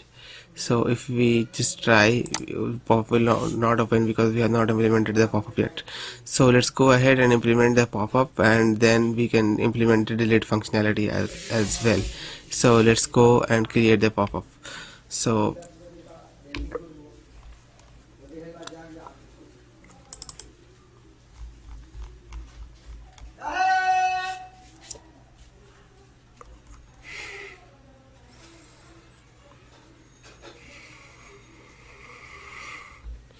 let's go and create the pop-up inside here, inside the front end, not front end, back end pop-up it is. So inside the admin panel, just seen a panel is written here, so we have to make it panel. So let's do panel panel. Okay, now let's create a new file and call it pop-up tsx. See, okay, so we have an interface for it.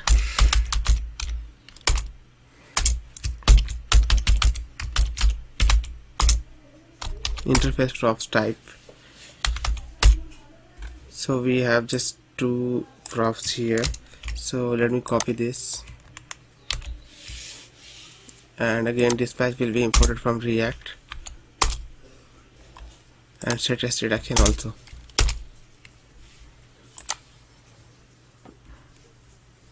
Okay, now we can apply this using props type. Set open pop-up, set update table. Okay, this is it. Then we will check const product data equals to use app selector, and we'll get the data of the product from the product reducer. So we can just write a state dot product reducer. Okay, and we have a dispatch.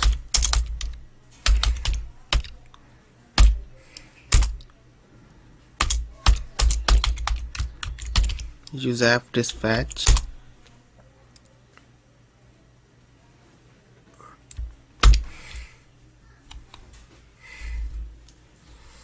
Okay, and then we have a state for our inputs. Const input data set input data equals use state. Okay,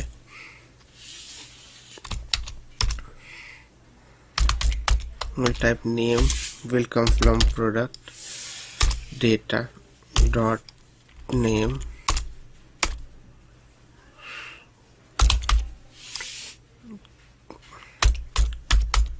Category will come from product data dot category.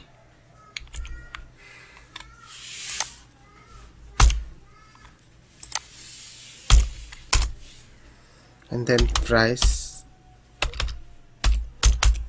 will come from product data dot price. Okay, so this is it. And then we can create handle submit, so that when the form gets submitted, this function will be called handle submit.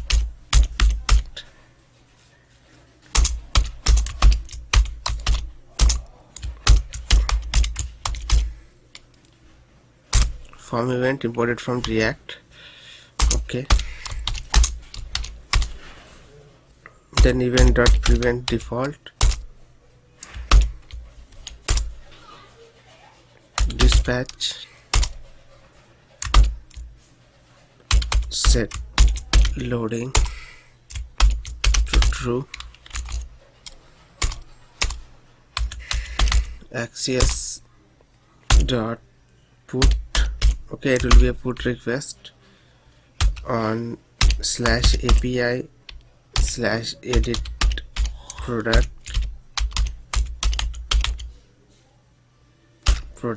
Okay, this route is not created yet, but we will create it. Product data dot underscore ID, and then we can just pass our input data. Okay, something like this. Then we can just call dot then res,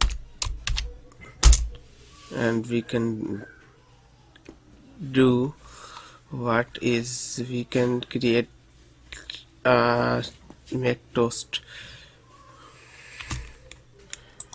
function inside the helper.js file inside the utils.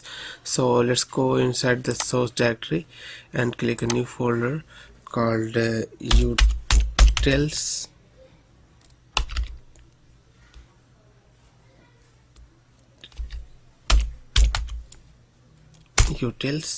Okay, so in the utils we are going to create helper.ts,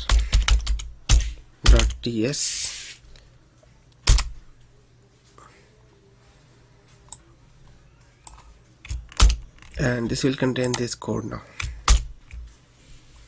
as you can see, it's importing toast, and then it's a function which is exporting from here is make toast, which will take text as a string, and then it will just use toast.success to give a success message with this configurations and color. Okay, so this is it. So let's close it now, and let's go back inside the res. Now we can do toast like this, and we can type make toast. Okay,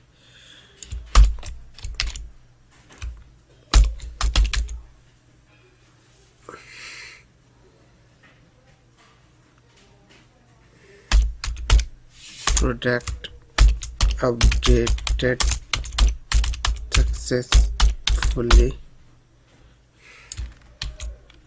Okay, this is it. And then we can just update our table, set update table to previous state. Basically we are just toggling the true false of the update table so that we can re-render the table when some update is done. Previous state, not previous state. So if previous state value will be true, then it will be false because it's saying not previous state, and if its value is false, then it will convert it into true and set it to the update table. Okay, so basically it will just toggle the update table. So then we can just catch error log error.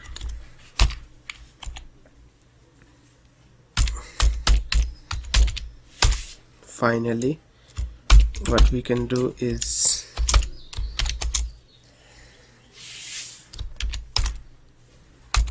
dispatch set loading to false.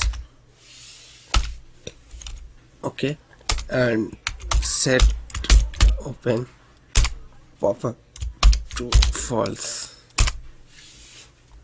This is what we will be doing in the handle submit function. So let's just first create this route and this API for editing the product before proceeding further. So let me just copy this one now.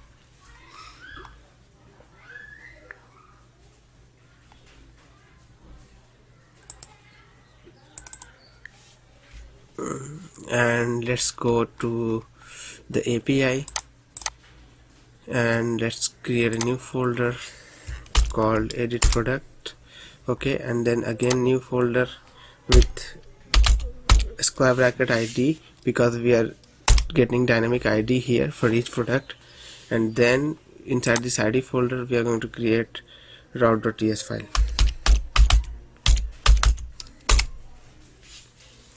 Okay, so our route.ts file is here now.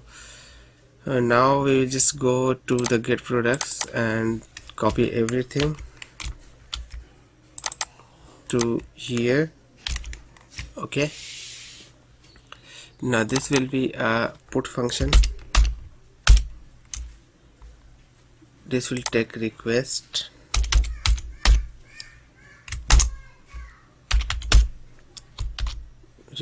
as next request,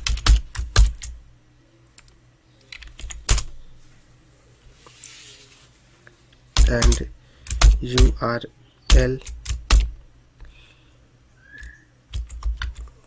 UI browse as any. Okay, now inside the try, what we are going to do is we are going to get the data from the body. So const body equals await request dot JSON. Okay, we will get the body from by this, and then we can extract the ID, const ID from URL params dot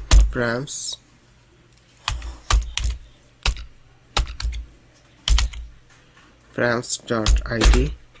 Okay, and then we can check const name category as well as price from body.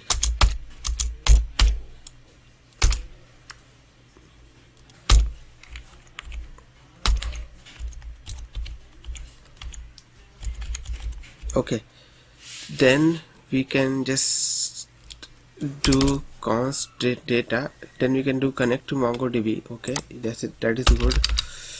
Connect to MongoDB, and then we can do const data await product dot find by update and delete. Find by ID and update. Okay, this function, and then it will take ID, and then it will take name,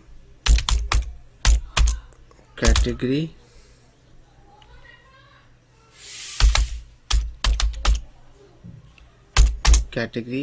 as well as price.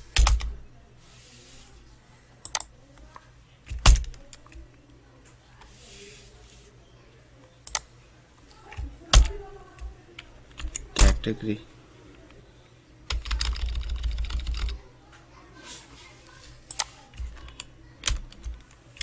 Okay, so something like this, and then we can just response a message, response an object with message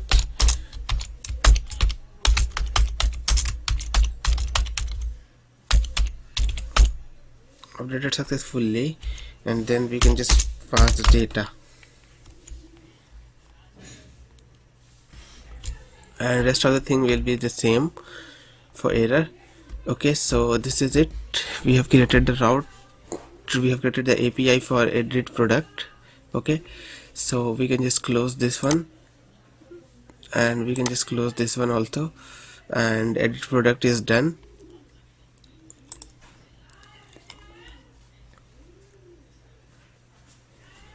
Now let's go and create the form itself, form pop-up so let's go and create a pop-up. Div,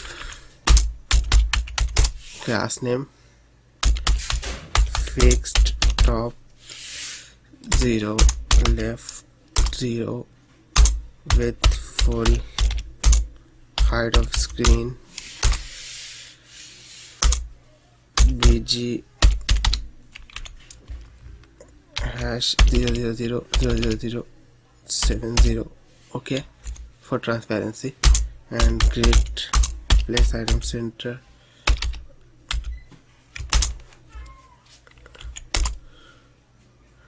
Okay,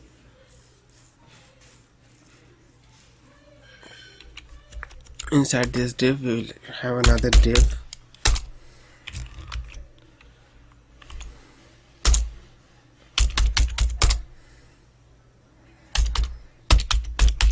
bg white with 700 pixel, by8,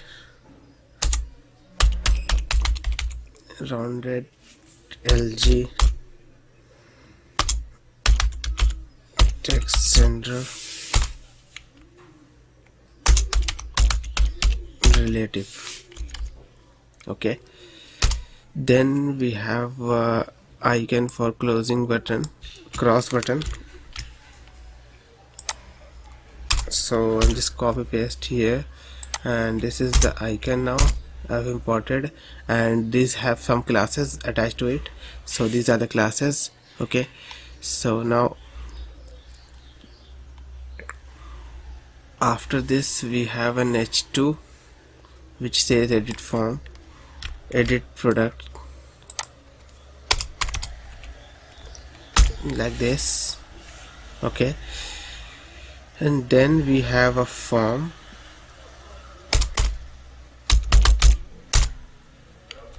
action will be nothing, class name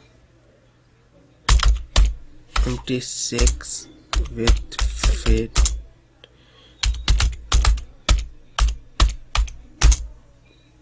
mx auto, and on submit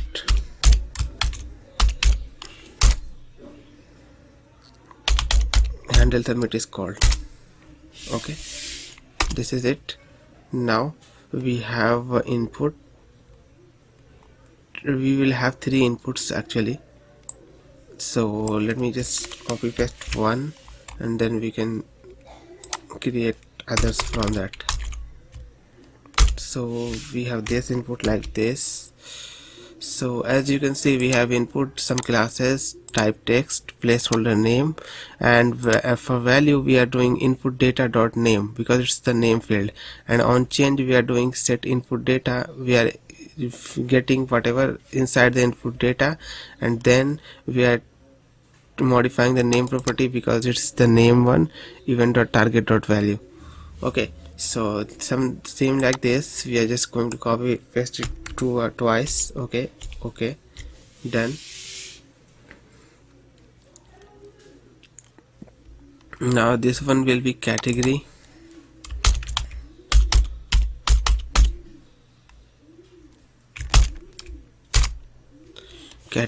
and input data dot category, and again category. Okay, and this one will be price.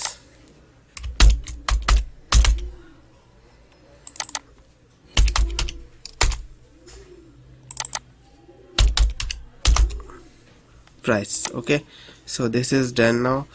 And then we have a button, and for that we are doing this.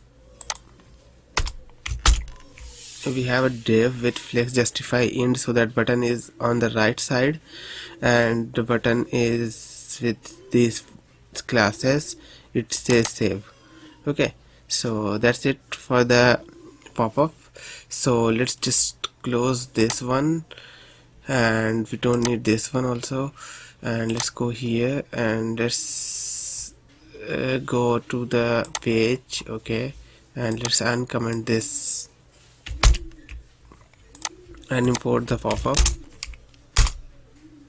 Okay, so let's just try to edit this now. Okay, if I click on edit button, okay, it's reloading the page. Let it reload the page first. Okay, so if I click on edit button, as you can see, CPU fan, CPU $57, it's coming now. And if I click on here, so it's coming with iPad. And if we change this name to something else, like say something else, okay, and try saving, product updated successfully, and it's also showing something else here. If we reload the page, then let's see what it shows. It's also showing something else because it's updated in the database also. So if we check in the MongoDB, so let it connect, let it open first.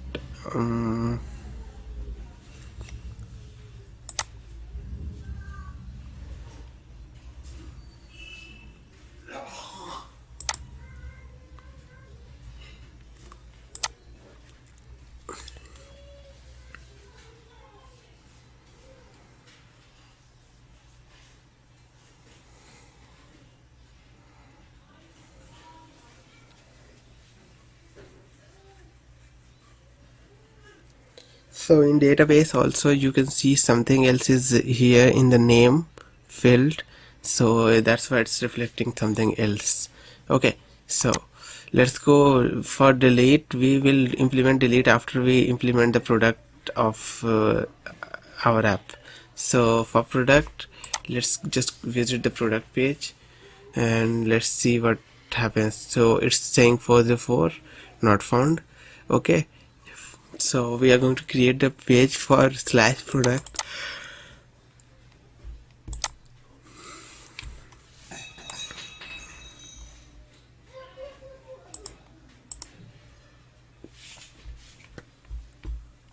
So we will come here inside this admin. We have already created a product but not the file, so let's create page.tsx and rafce, and I'll write products. Okay, and if we'll refresh now, it should give us the product.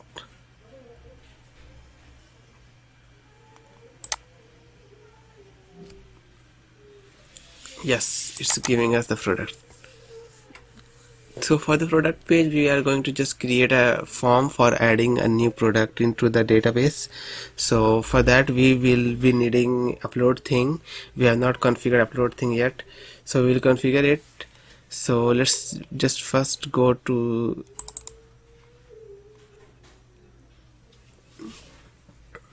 the product page itself.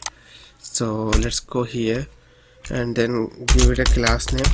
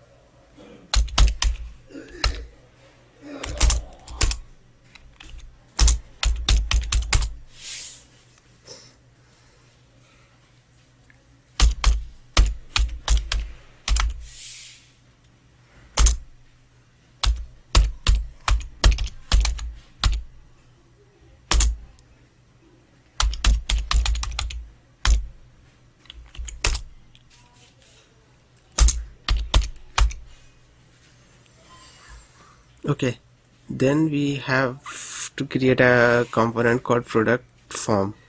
Okay, so let's go to the admin panel and let's create a component called product form.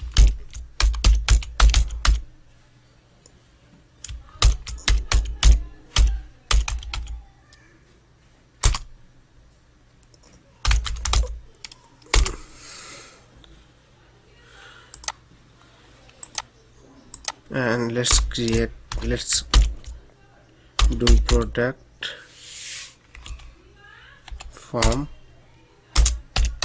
Okay, something like this, and then close this one now. Okay, so let's see on the UI there is a form type thingy now, product form.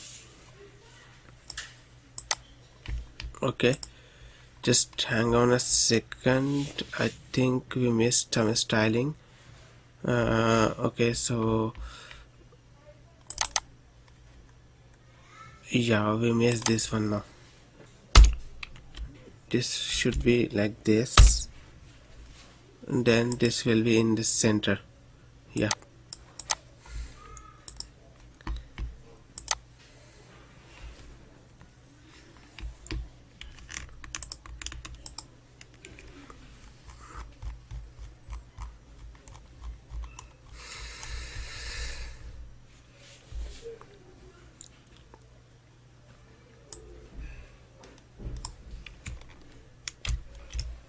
so first of all we'll be having an interface for payload. Okay, so this will look like this.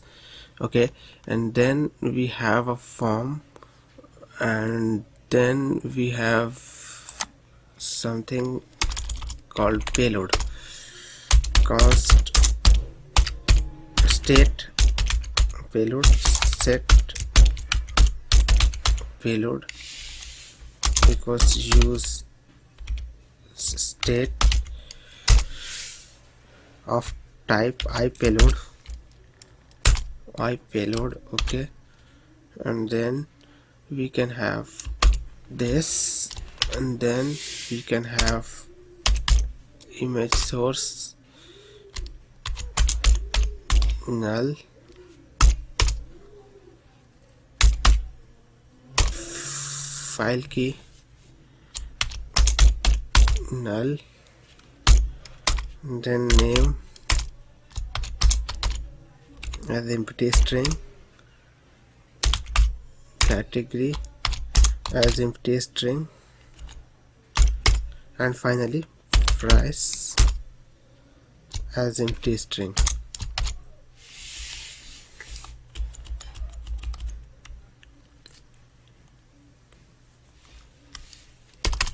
Then we will do const dispatch equals use dispatch. Oops, not use dispatch, sorry, use app dispatch.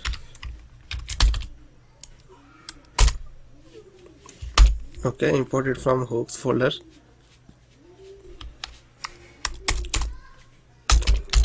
Const handle submit equals,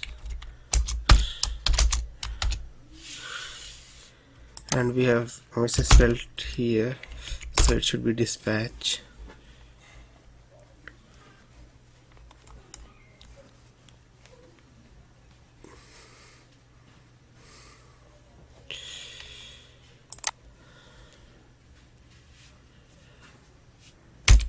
Event from event, okay, event.prevent default,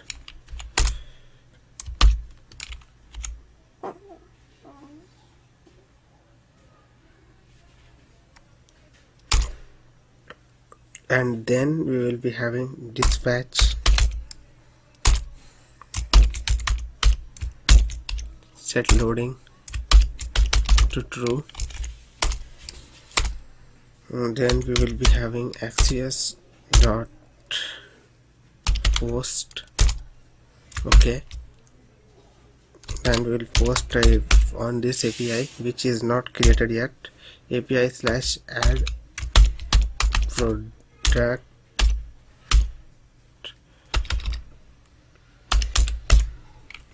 product and we'll pass the payload. We will do dot then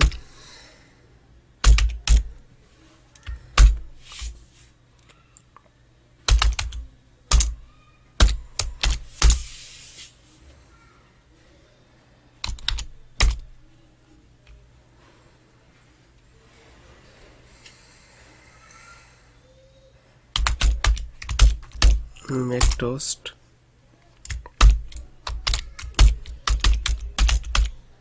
product added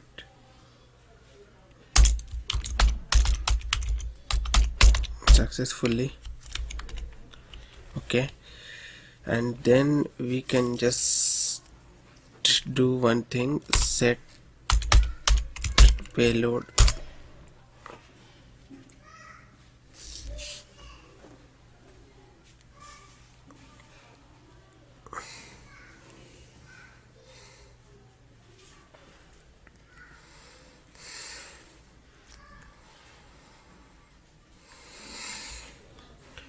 set payload to again same thing. So I'm just copy this one here and set payload and we'll take an object and like this, okay, and then we can just go to this dot then block and do catch error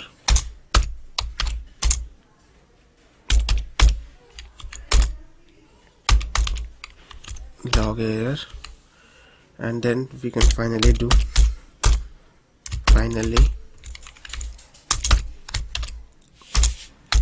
we can dispatch set loading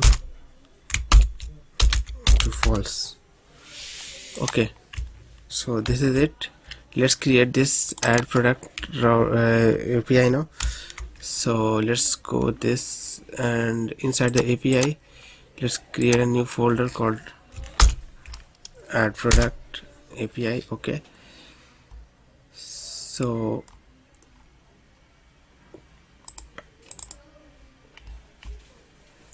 let's create a file called route.ts here, okay.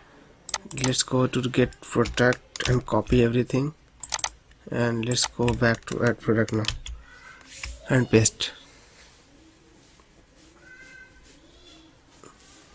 This will be a post function and it will have request of type next request, okay. It will do const body equals to await request dot body,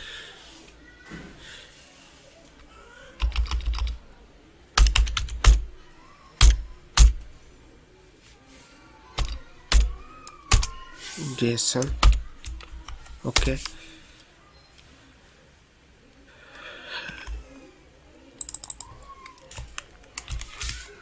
and then I will destructure this from body. Okay, and then we'll connect to MongoDB, and then we'll do const data equals to await product dot create. Okay,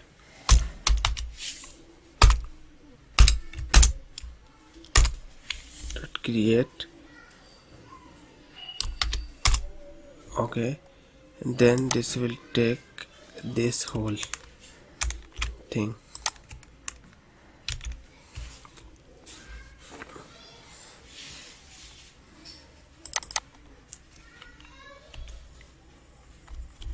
Then we will do an object, give a message called product.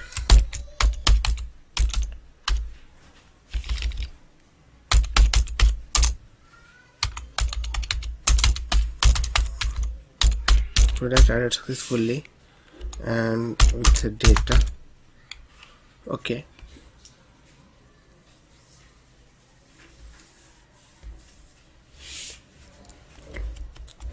that's all for the API. So let's go and close this one.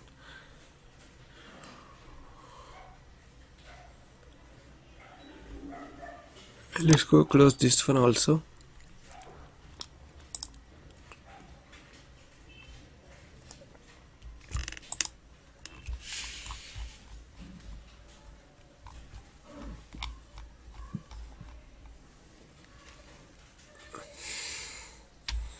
Now we will go back to the JSX section, and in JSX section we will have a form.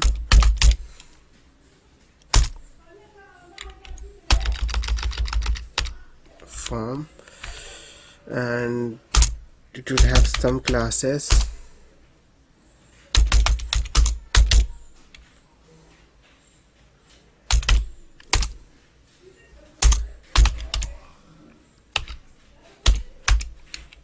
Gap4. Okay, then on submit it will do handle submit. Okay, then next image component,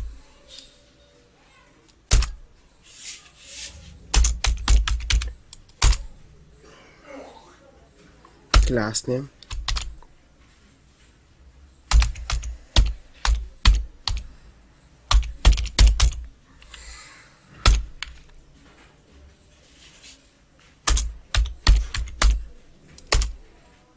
with auto object contain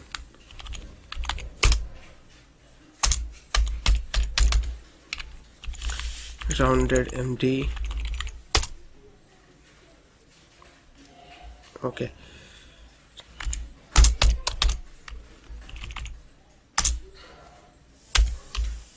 source. Now source will be payload dot image source. If it is available, then payload dot image source, otherwise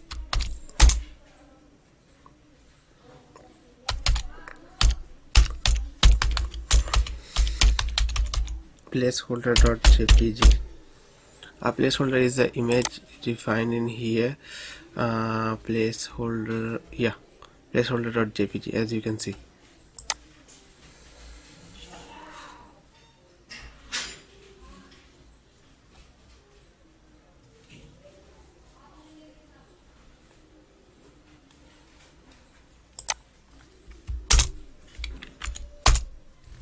Import next image. Okay, and then we can do width 800, height 500, alt product image. Okay, so that's it. Now we have to go to the upload thing and configure it. So I'll just go quickly refresh it.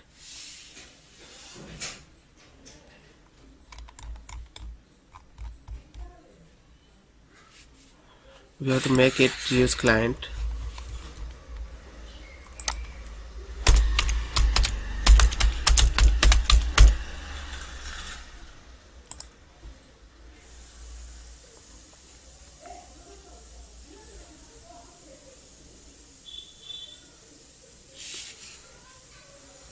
So far we have this now.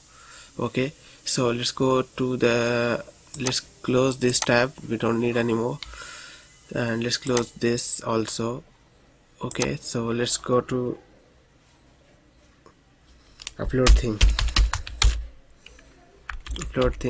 / dashboard. Okay, so I have already created an app. You can create an app by just clicking on this create new app. By the way, you have to first log in with your GitHub account. Once you are logged in, then it will give an interface from where you can upload and you can create app. So once you have created an app, just click on that app and then click on files and API key. Okay, so just copy this one here, and I'm just gonna go to the env.local file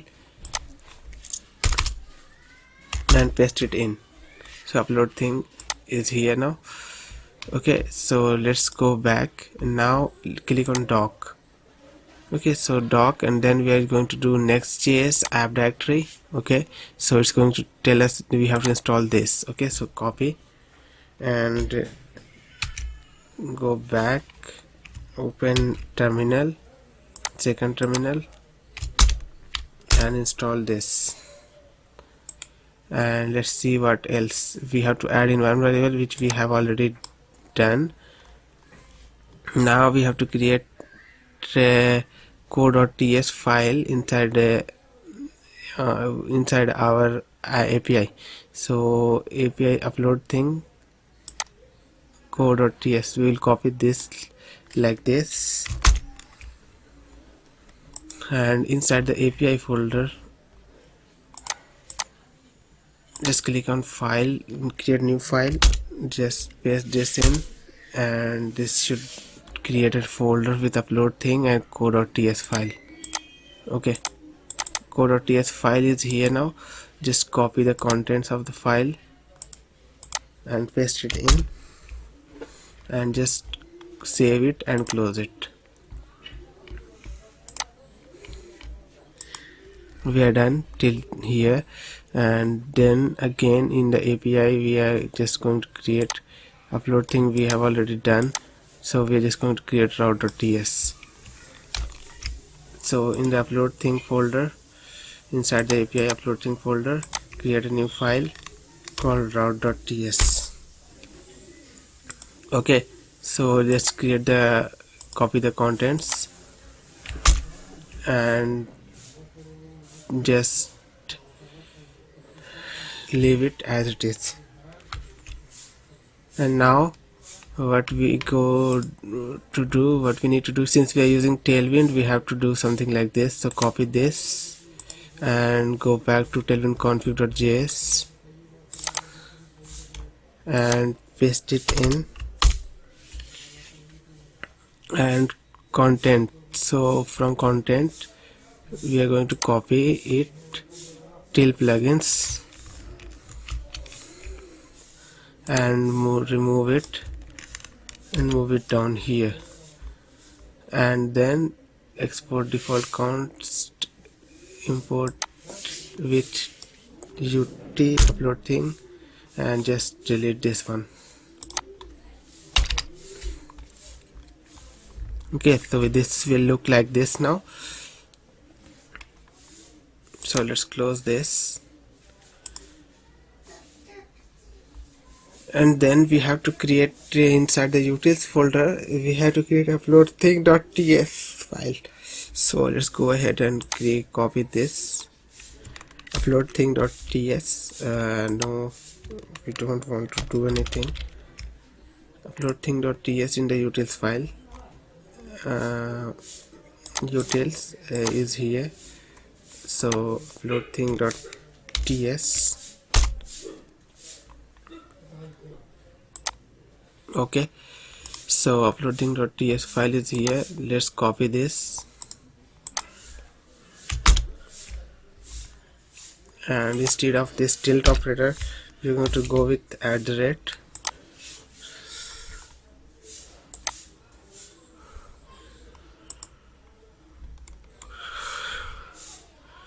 And now there is an example of upload button.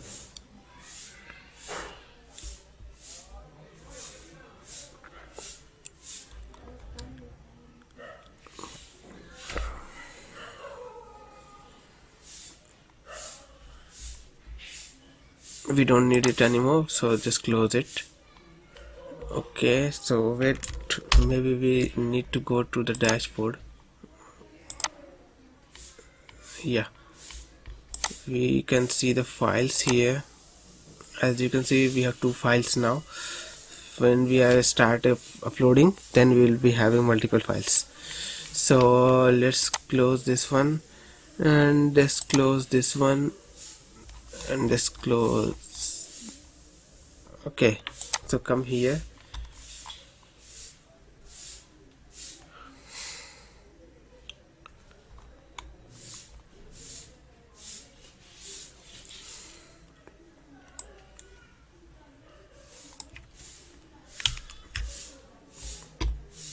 So inside this, after this image, we are going to paste this Uploadthing button. So we are going to import it from the utils. Remember, from the utils. Okay, so this is it from the utils, and you can see on client upload complete. When upload is completed, then we are logging that thing, and then we are just set payload to whatever the payload is, and then image to the image URL, and file key to the file key. And if we'll have the image src, then we'll be displaying it inside our Next.js image component. So this is how it's working. So let me show you on the UI. Okay, so as you can see, we have this choose file button, which will be used to upload the file. Okay, so now let's go and keep building. Let's go here after this upload button. After here, let's go and take a div.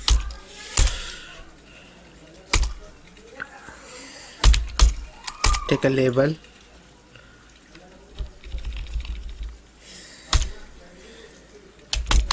Class name.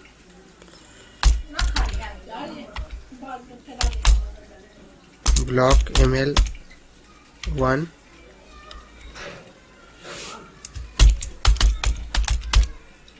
Product name.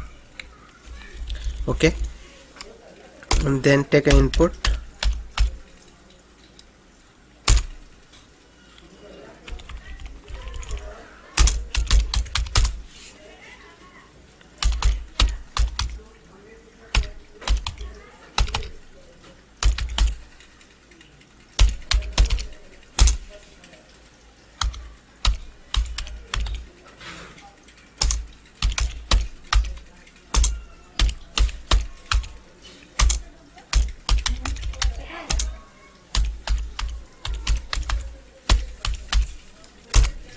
Outline pink and rounded MD. Okay, then value will be payload dot name, and on change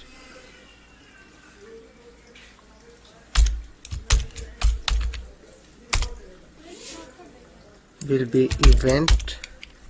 Will take event and set payload.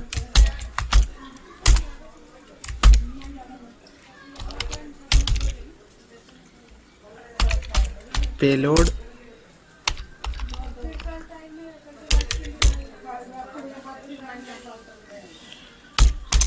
name event dot target dot value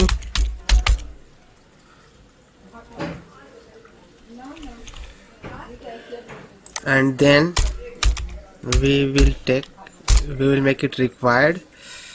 Okay, so that this input will be required to fill before submitting the form. Okay, so now again we need to do for one for product category and one for price. So I'll just copy this one 2 times, okay, and I'll name it category, product.category, and their category, and their product price, and their price, and their price. Let's go to the UI and see how it is looking. Okay, so product name is here, product category is here, and product price is here. Okay, so now we have to create a submit button. Okay, so for that let's make a submit button or add button. To add it, after this we are going to take a div,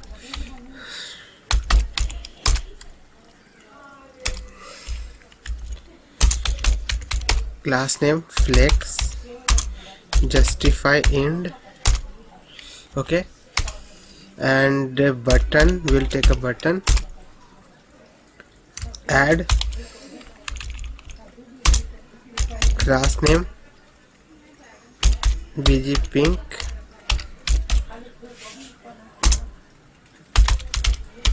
text white, px8 py2 and rounded md. And let's go back to the UI, and this button is also here now. If I'll try to click on this button, it's gonna say please fill out this field first, because this was required field, that is the use of required. Okay guys, so this is here. So let's try to do one thing. Let's come back here and just let me check this once. Okay, so form is going to call this handle submit, and handle submit is going to call this event prevent default access dot product add product.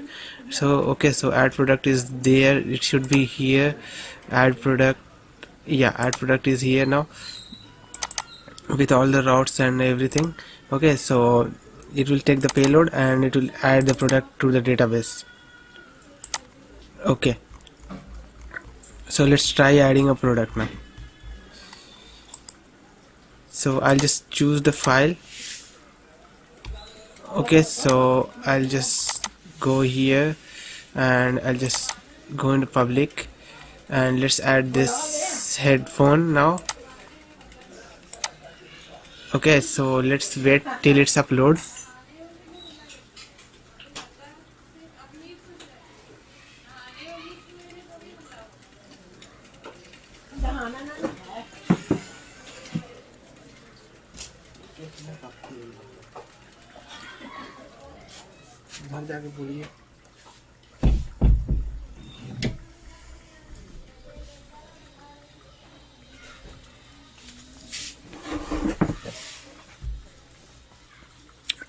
Okay, so the product is added now. So let's name this product, and I'm gonna call it my headphone. Okay, and category headphones, and price is $103. Okay, so I'm just gonna click add, and this says add product added successfully. So if we'll go to the dashboard now, so my headphone is there as you can see, and this image is also here now. So this is working guys, and we can edit it by this, and we have to just implement the delete functionality, and then we are done with our backend or with our admin panel. So we have to create this delete functionality. So for now this delete will not do anything.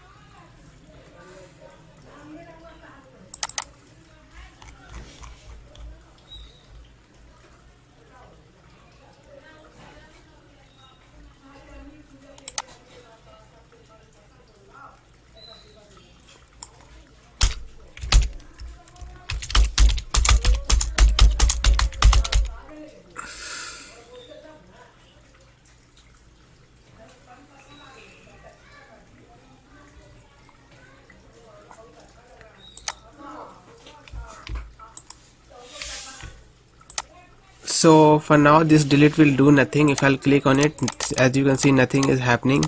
So let's implement this delete now. So let's go back here and let's go to the product row component. So as you can see in delete we have written we'll do it later. So let's just remove this now and let's try to do it right now. So for delete we are going to do one thing. We have to understand one thing, that we need to delete from two places. First is MongoDB and second is, let me write the dispatch first. Okay, so the second is Uploadthing. Okay, so we have to delete from two places. So set loading to true. Okay, so once anyone hits the delete, then set loading to true, and then we will be having a payload.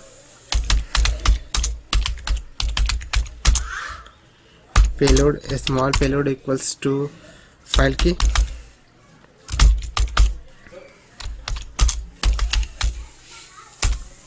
Product dot file key. Okay, and then we will take axios dot delete functionality, and first we will delete it from the upload thing. So /API upload thing. This route is not created, we have to create this route, upload thing, and in the data we will pass payload, and after this we will say dot then res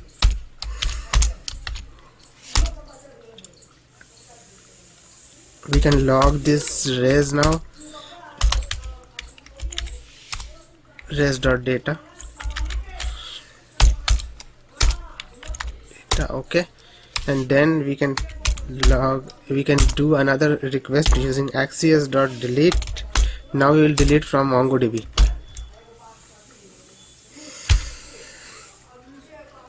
/API /delete product. Okay, slash, we have to give it an ID, a unique ID, product underscore ID. Okay, and then we can just say dot then res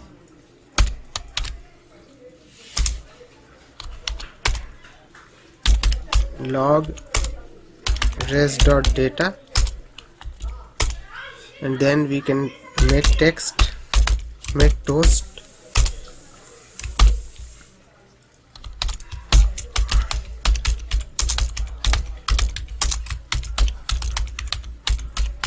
product deleted successfully, and then we will set update the table so that we reflect with the new set of data. So we just toggle it, not previous state. Okay, then we can just come here and then do catch error, log error, and we can do finally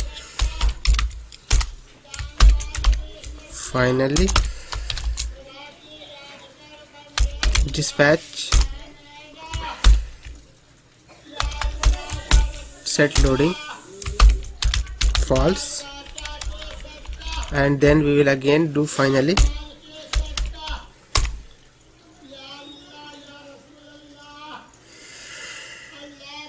Not finally, I mean catch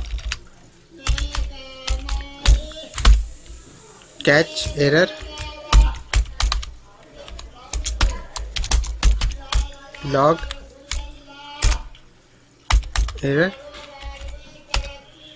and we'll save this.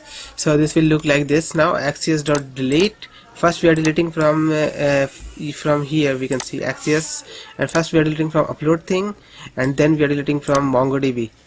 And once these two task is done, then we are updating the table and setting a toast for the user that product is deleted successfully, and then we are just finally dispatching event for set loading state to false, so that we are no longer showing the loading. Okay, so now we have to create this API/upload thing delete route, and we have to create API/delete product delete route. Okay, so let's go to the upload thing now.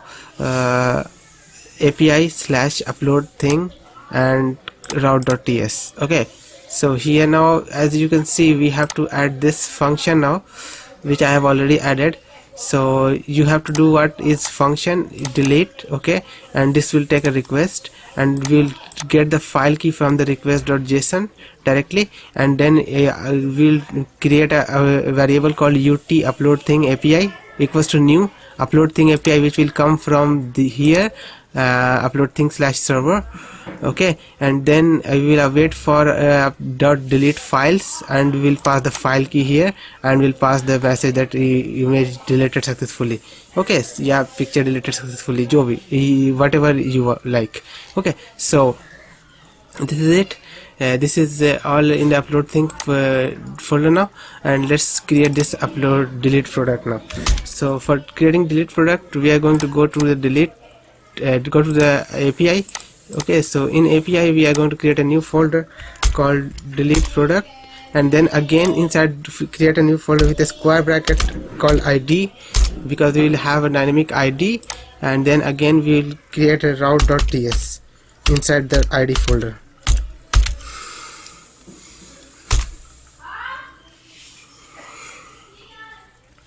Okay, so route.ts is here now, and we'll open the edit and copy everything which we have from here to here.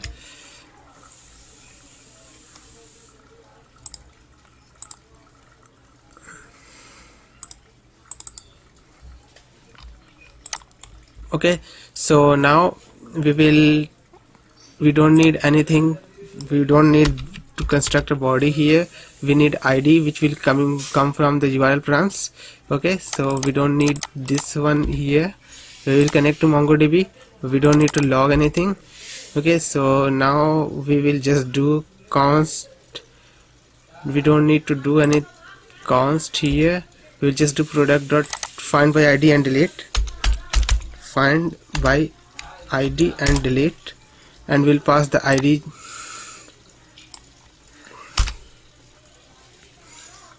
and we can just say product deleted successfully, and we don't have any data to pass. Okay, so that's all for the route, and we don't need wait a minute, yeah, it's all right, we need that. Okay, so and for the catch, we are doing something went wrong, same thing with the status code of 400. Okay, so let's try this if it is working or not.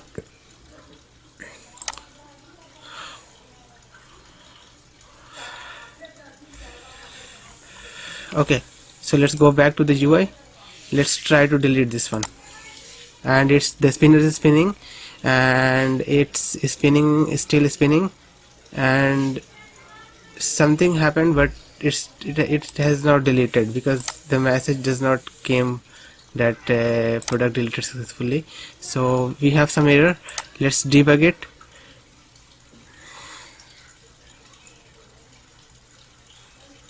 Status code 405. Okay, so we have some error. Okay, so request read status code 405. Okay, so let's method not allowed. Okay, so I think we forget to add the delete in front of the route.ts. Yeah, it's put now, so we have to make it to delete. Okay, so it should accept the delete. Now let's try to delete one, and product deleted successfully, and the product is gone from here, and it will also be gone from upload thing. If we'll just go to the dashboard,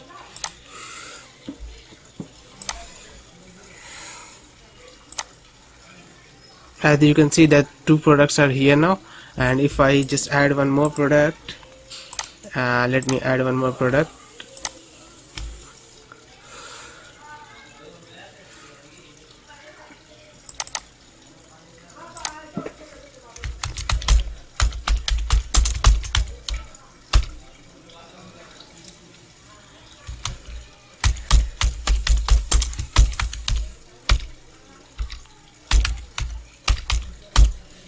Samsung Galaxy and mobile,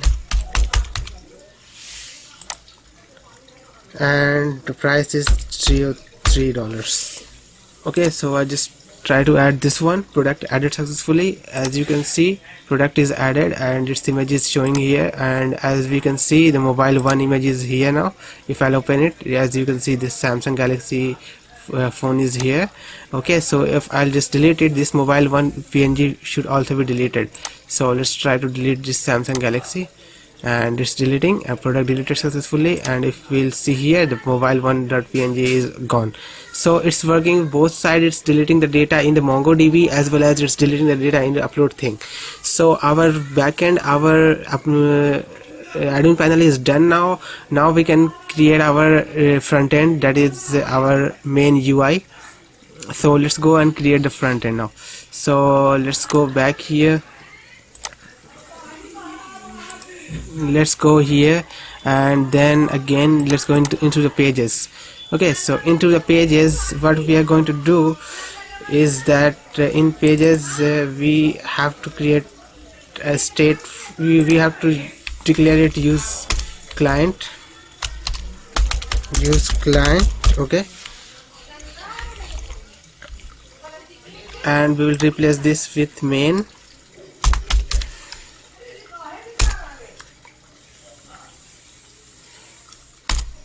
And we have to create a component folder for this also, but let's take a state first. Const show cart,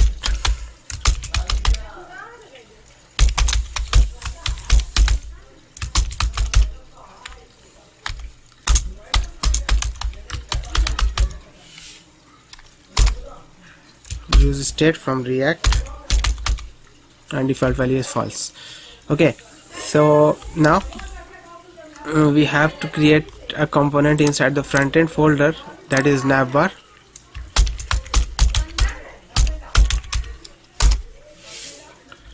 And I will just do rafce,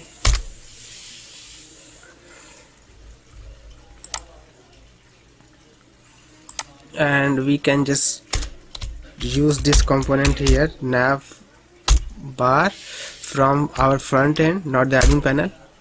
Okay, so from the front end, navbar is here, and then let's work on the navbar first. This navbar will take this set show cart.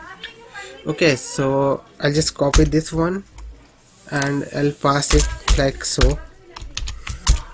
Okay, set show cart is there now. Okay, now let's go back to the navbar.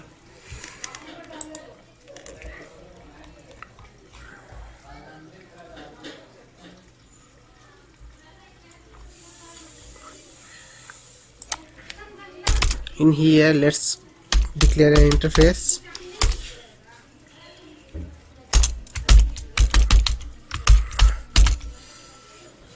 Props type,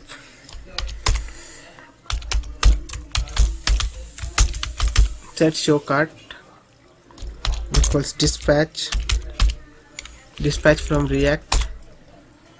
Okay, set state action,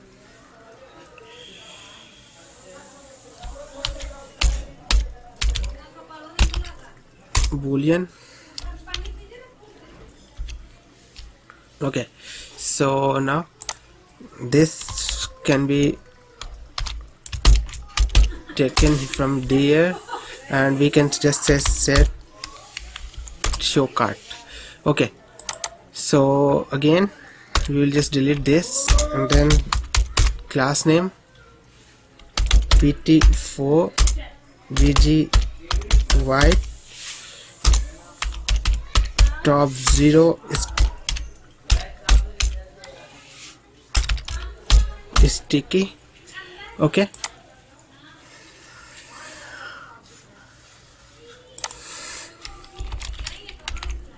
and we will do const cart count equals to use app selector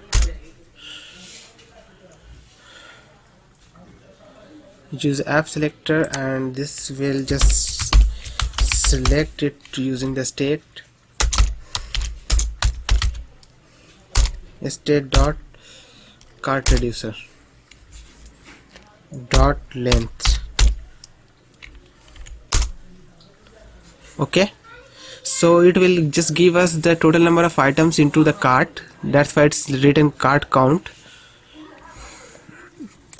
Basically you will understand what it is in a minute when we will use it. Okay, so let's create a container, and inside the container we will have a flex,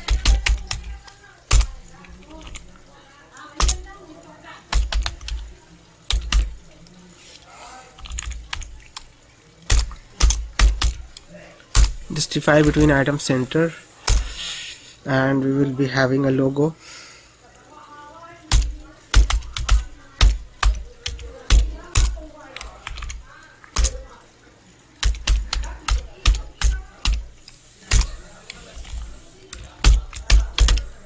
So if we will visit the UI, so if we will visit localhost 3000, then we can see the UI.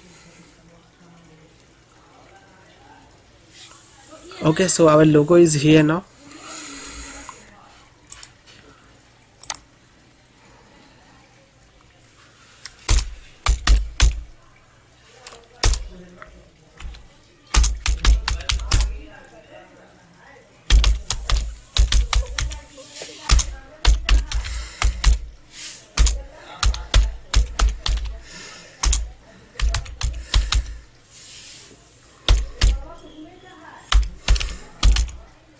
Max it 500 pixel. Okay, and in here we will take an input,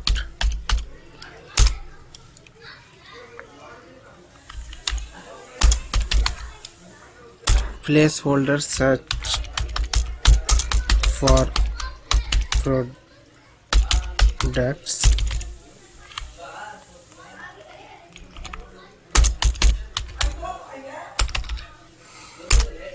and we'll have a class name border -2 border ascent px6 py2 with full. Okay,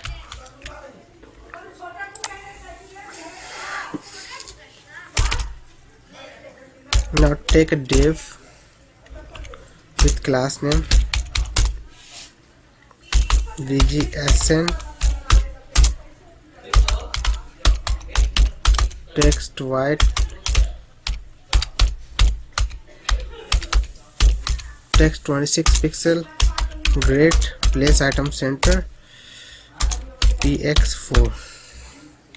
Okay, inside here we will take bs search an icon from React icons. I'll import it. Okay,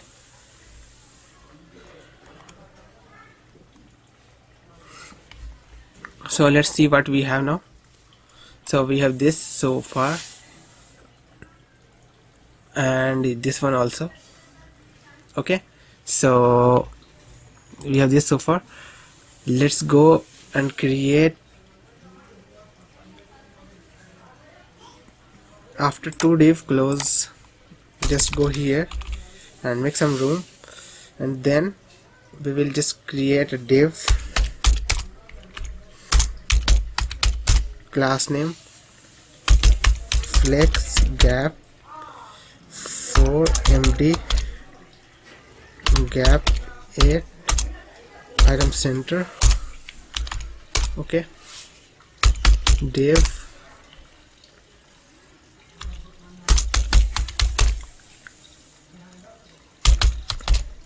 md flex, by default hidden,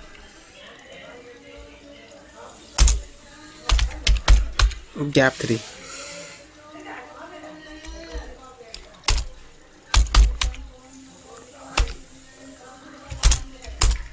Div class name rounded full LG. Okay, let me just copy this long class.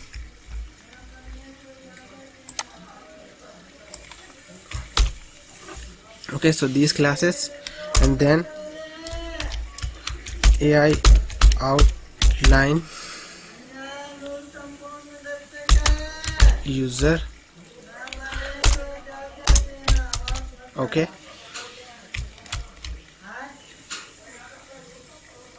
after one div close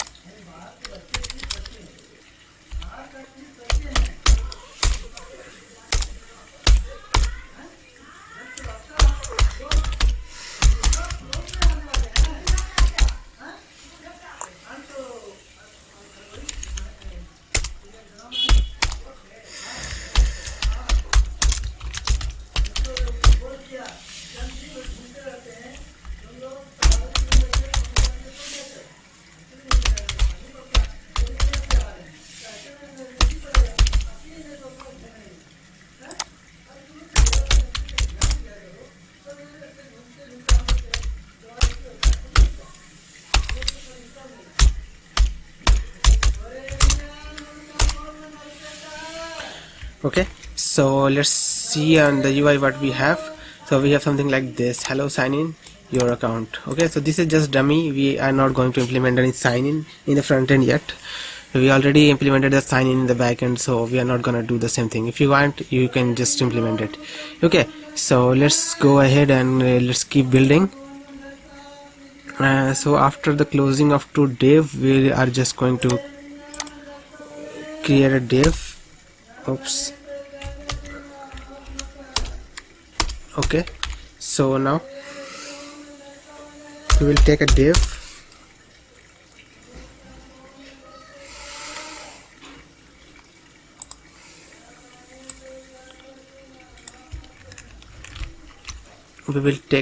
actually I'm just copy paste here. Okay, so now we have this. Now add to cart I have imported.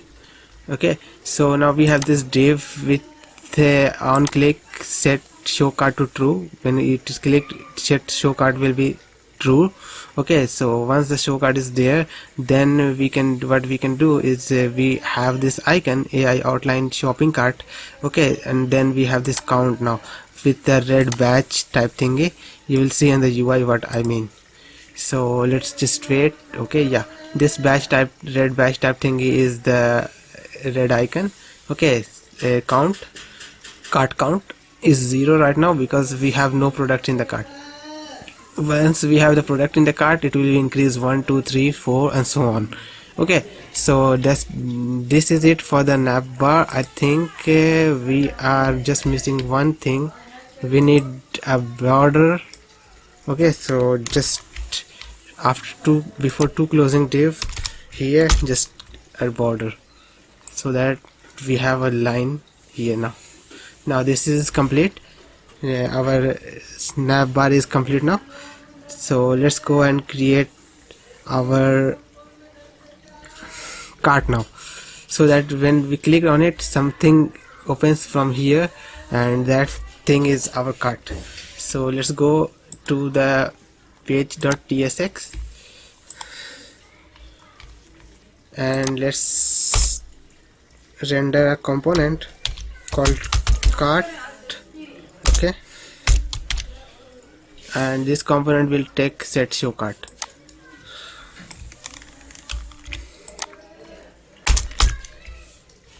Okay, so in the front end we will create another component called cart.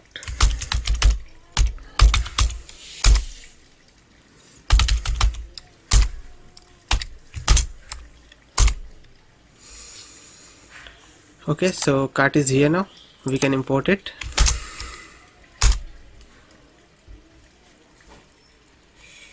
Okay, so again let's go to the navbar and copy this interface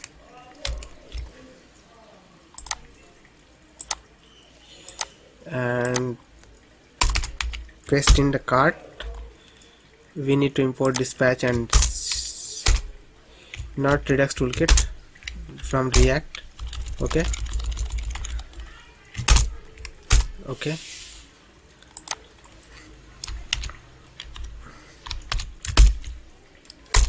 props type, and then set show cart. Okay, now so the error is gone. Now we can work on the cart now. For cart, I'm not going to write everything from scratch. I'm just going to copy paste, so and then I'll just tell you guys what is happening here and there. So let's just copy paste it.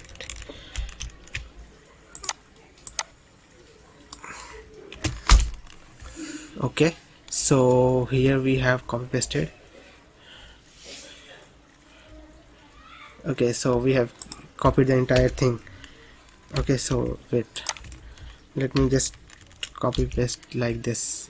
Okay, so here now what we have, as we can see, we have a get total function which calculates the total for each item. Suppose some item is 2 times in our cart, so it will multiply price times quantity, so that it gets added to twice in the cart as well. Okay, in the total as well.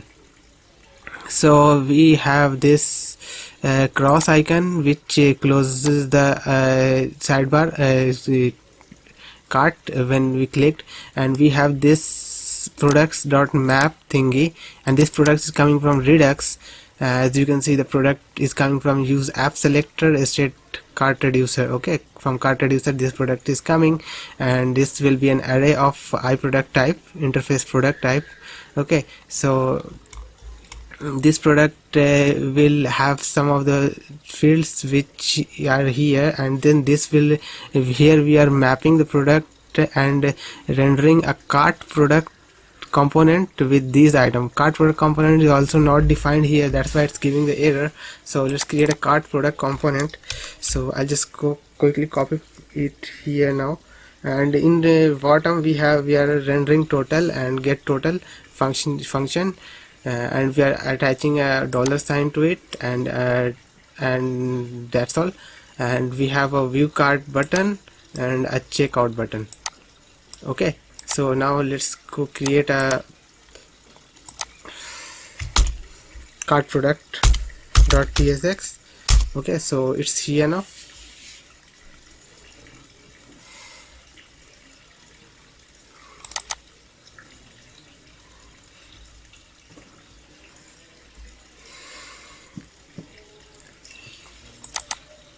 Okay, so cart product.tsx, I'm again going to copy paste because I cannot type all the things, all the simple things. So let me tell you what we have. A product props type. Okay, and the product props type has ID, image, title, price and quantity. Okay, so this type, this we are attaching the props type here, and then we are doing this. Okay, then we are destructuring this, and then use dispatch, and then we have some UI.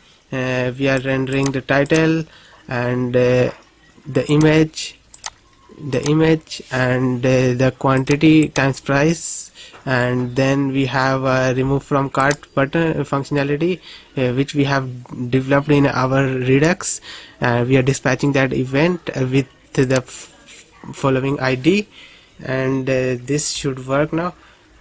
And if I go to cart, so if the error is gone, cart product is there now, so the error is gone. So if I'll just show you guys what I mean with cart product, so if I'll just go to the UI, so you can see this cart product is already here. So if I just click on it, it's not going to close because we are not conditional rendering it. So let's try condition rendering it. So for that we're just going to make it something like this, and then show cart, and then that's all.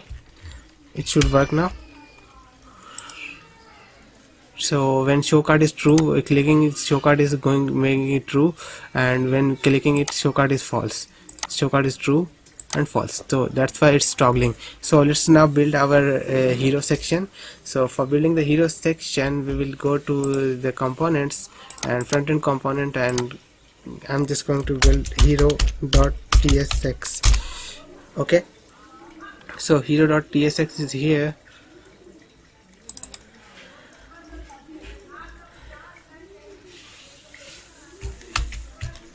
It's also a basic component, so I'm just going to copy paste. So let me show you what I mean, what it's going on. So we have some background color, and then we have a container with grid, 2x2 grid for MD, for devices greater than MD size screen, and for smaller devices it will be having one column.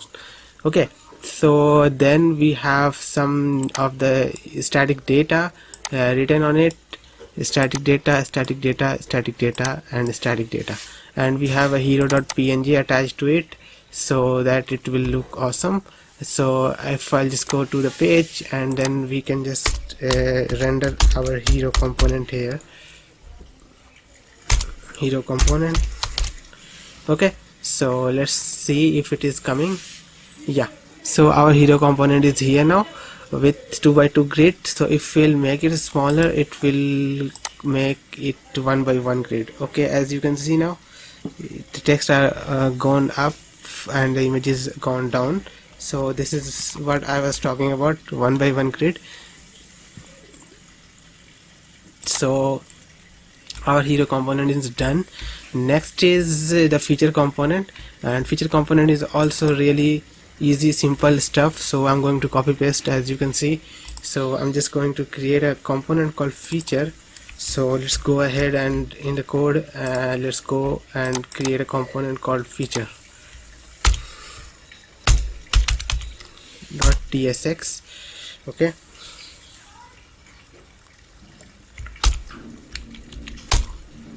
not hero, feature component.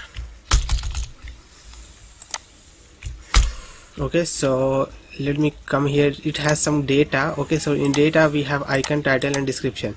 Again, icon, title, and description 4 times. These are here. So, and in the bottom we are doing data.map.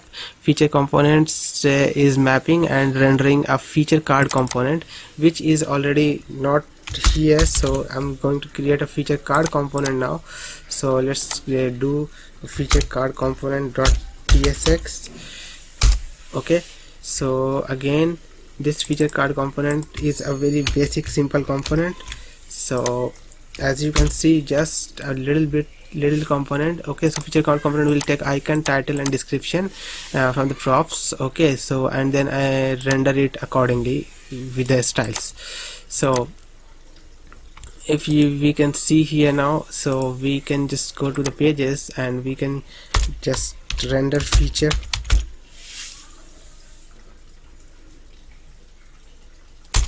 component. Okay, and we can just check if it is coming.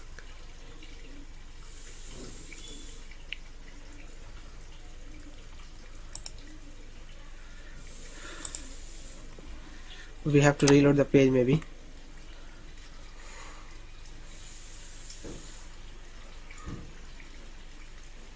Yeah, feature component is here now, guys, as you can see. So after that feature component, we have our main component, that is our trending product component. So trending product component, we are going to code it thoroughly, so you guys can understand what is going on and what is how things are working there.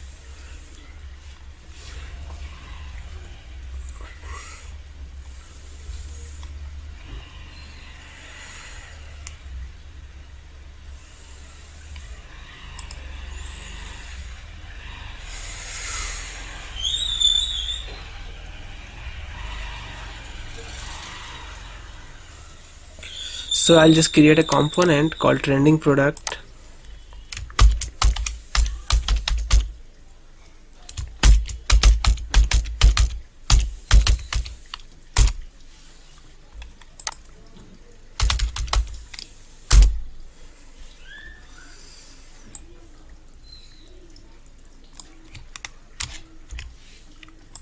and we have some imports and iProduct interface. Okay, so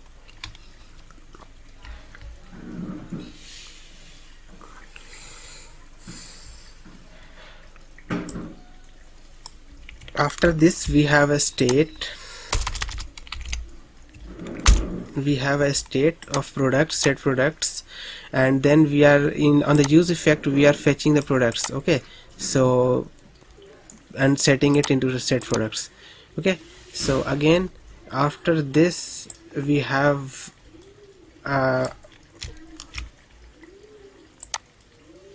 JSX, some JSX. Okay, you can pause the video and see what I'm doing if you want to follow along, or else you can just understand what I'm doing.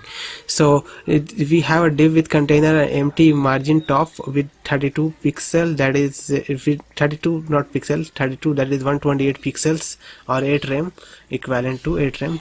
Okay, so and then we have a div and then we have a h2 saying trending products, and then we have top feature and top seller, and then we have a products dot map, the data which is coming from the backend we are mapping it and rendering a product card component. Product card component is not there, so I'm just gonna create a product card component now.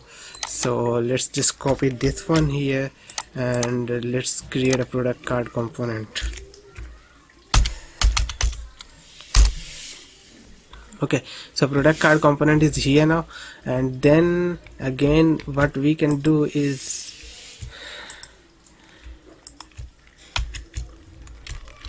we can just copy paste product card component.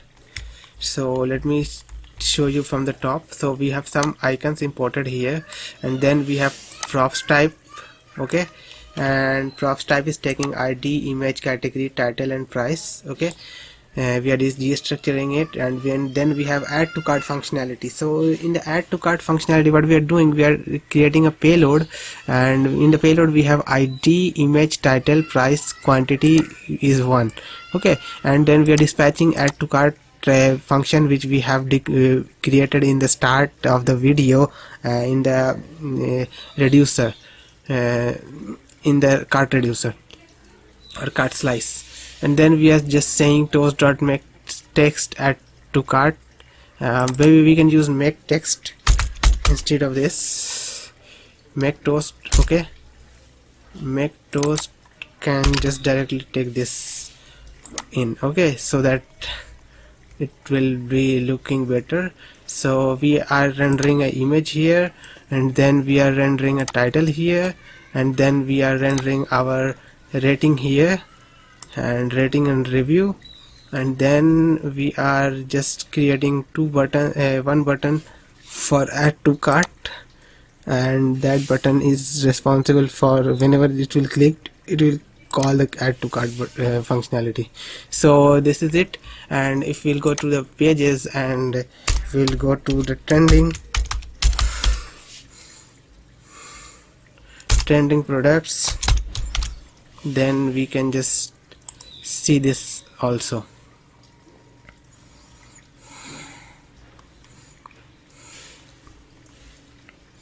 Okay, so trending product is here, and we have 2 products now. As you can see from the backend we have 2 products, and then we are going to create a banner section, and then we are going to create finally our footer. So let's create the banner section now. So to create a banner section, it's really simple section guys, no data fetching, no nothing is required. So I'm just going to copy paste the banner section as well, banner.tsx. okay, and here we go with the banner section. So as you can see we have a margin top of 32 pixels, and then we are displaying a banner1.jpg image and then banner2.jpg image and some text in between, shop now, okay, button, and then that's it. And we can just display the banner section.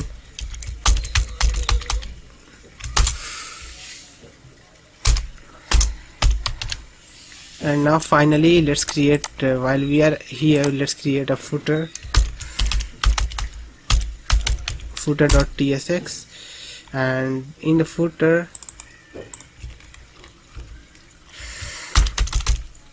what we are doing is this: copyright all right reserved, the break coders. Okay, that's all for the footer. So let's render the footer as well.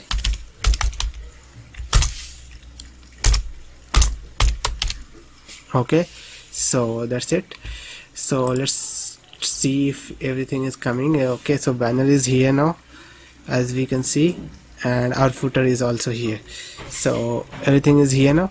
So let's try to add the product in the cart. So as we can see, product 1 is added, and we can also see added to cart. So 2 products are added. So we can see the 2 products, $213 and $57 equals $270. Okay, so we can view cart or checkout, but that is not implemented in this video. Maybe in later video I'm just going to implement the Stripe checkout, so you have to wait for that. And rest assured, let's try to add one more product and see if it is coming in the front end or not. So to add a product, we can just log on to localhost 3000/admin/dashboard, and we will be redirected to the dashboard. Okay, so the 2 products are here, so we can just add one more product. So let's just try adding one more product, and let's try to add this headphone. And I'm just going to write for the name, what should we write? Let's just wait for the picture to come and then we will write. Okay, so let's just write gaming headphone, and category is headphones, and price is $703. Okay, so we can add product added successfully, and now we can just see gaming headphone is here now, $703. Okay, so let's reload our UI and try to see if it is coming on the trending product or not. So yeah, it's coming. Gaming headphone is here now. So as you can see, so our full stack app is working perfectly. It's working so smoothly. We can add it to cart, we can see the cart, and we can, if we add twice, we will see 2 here. Okay, so and the price will be accordingly. For now the price is $703. So let's add one more time. So let's see 2 times, it is here, and the price is $1406, guys. So the calculations are exact, and everything is working smoothly, perfectly. Full stack backend is working, full stack frontend is working, full stack end panel is working. So everything is working now. Thank you so much for watching this video, guys. I hope you will like the video, and if you like the video, please do like the channel and subscribe the channel. And thank you so much for watching. I will meet you in the next one.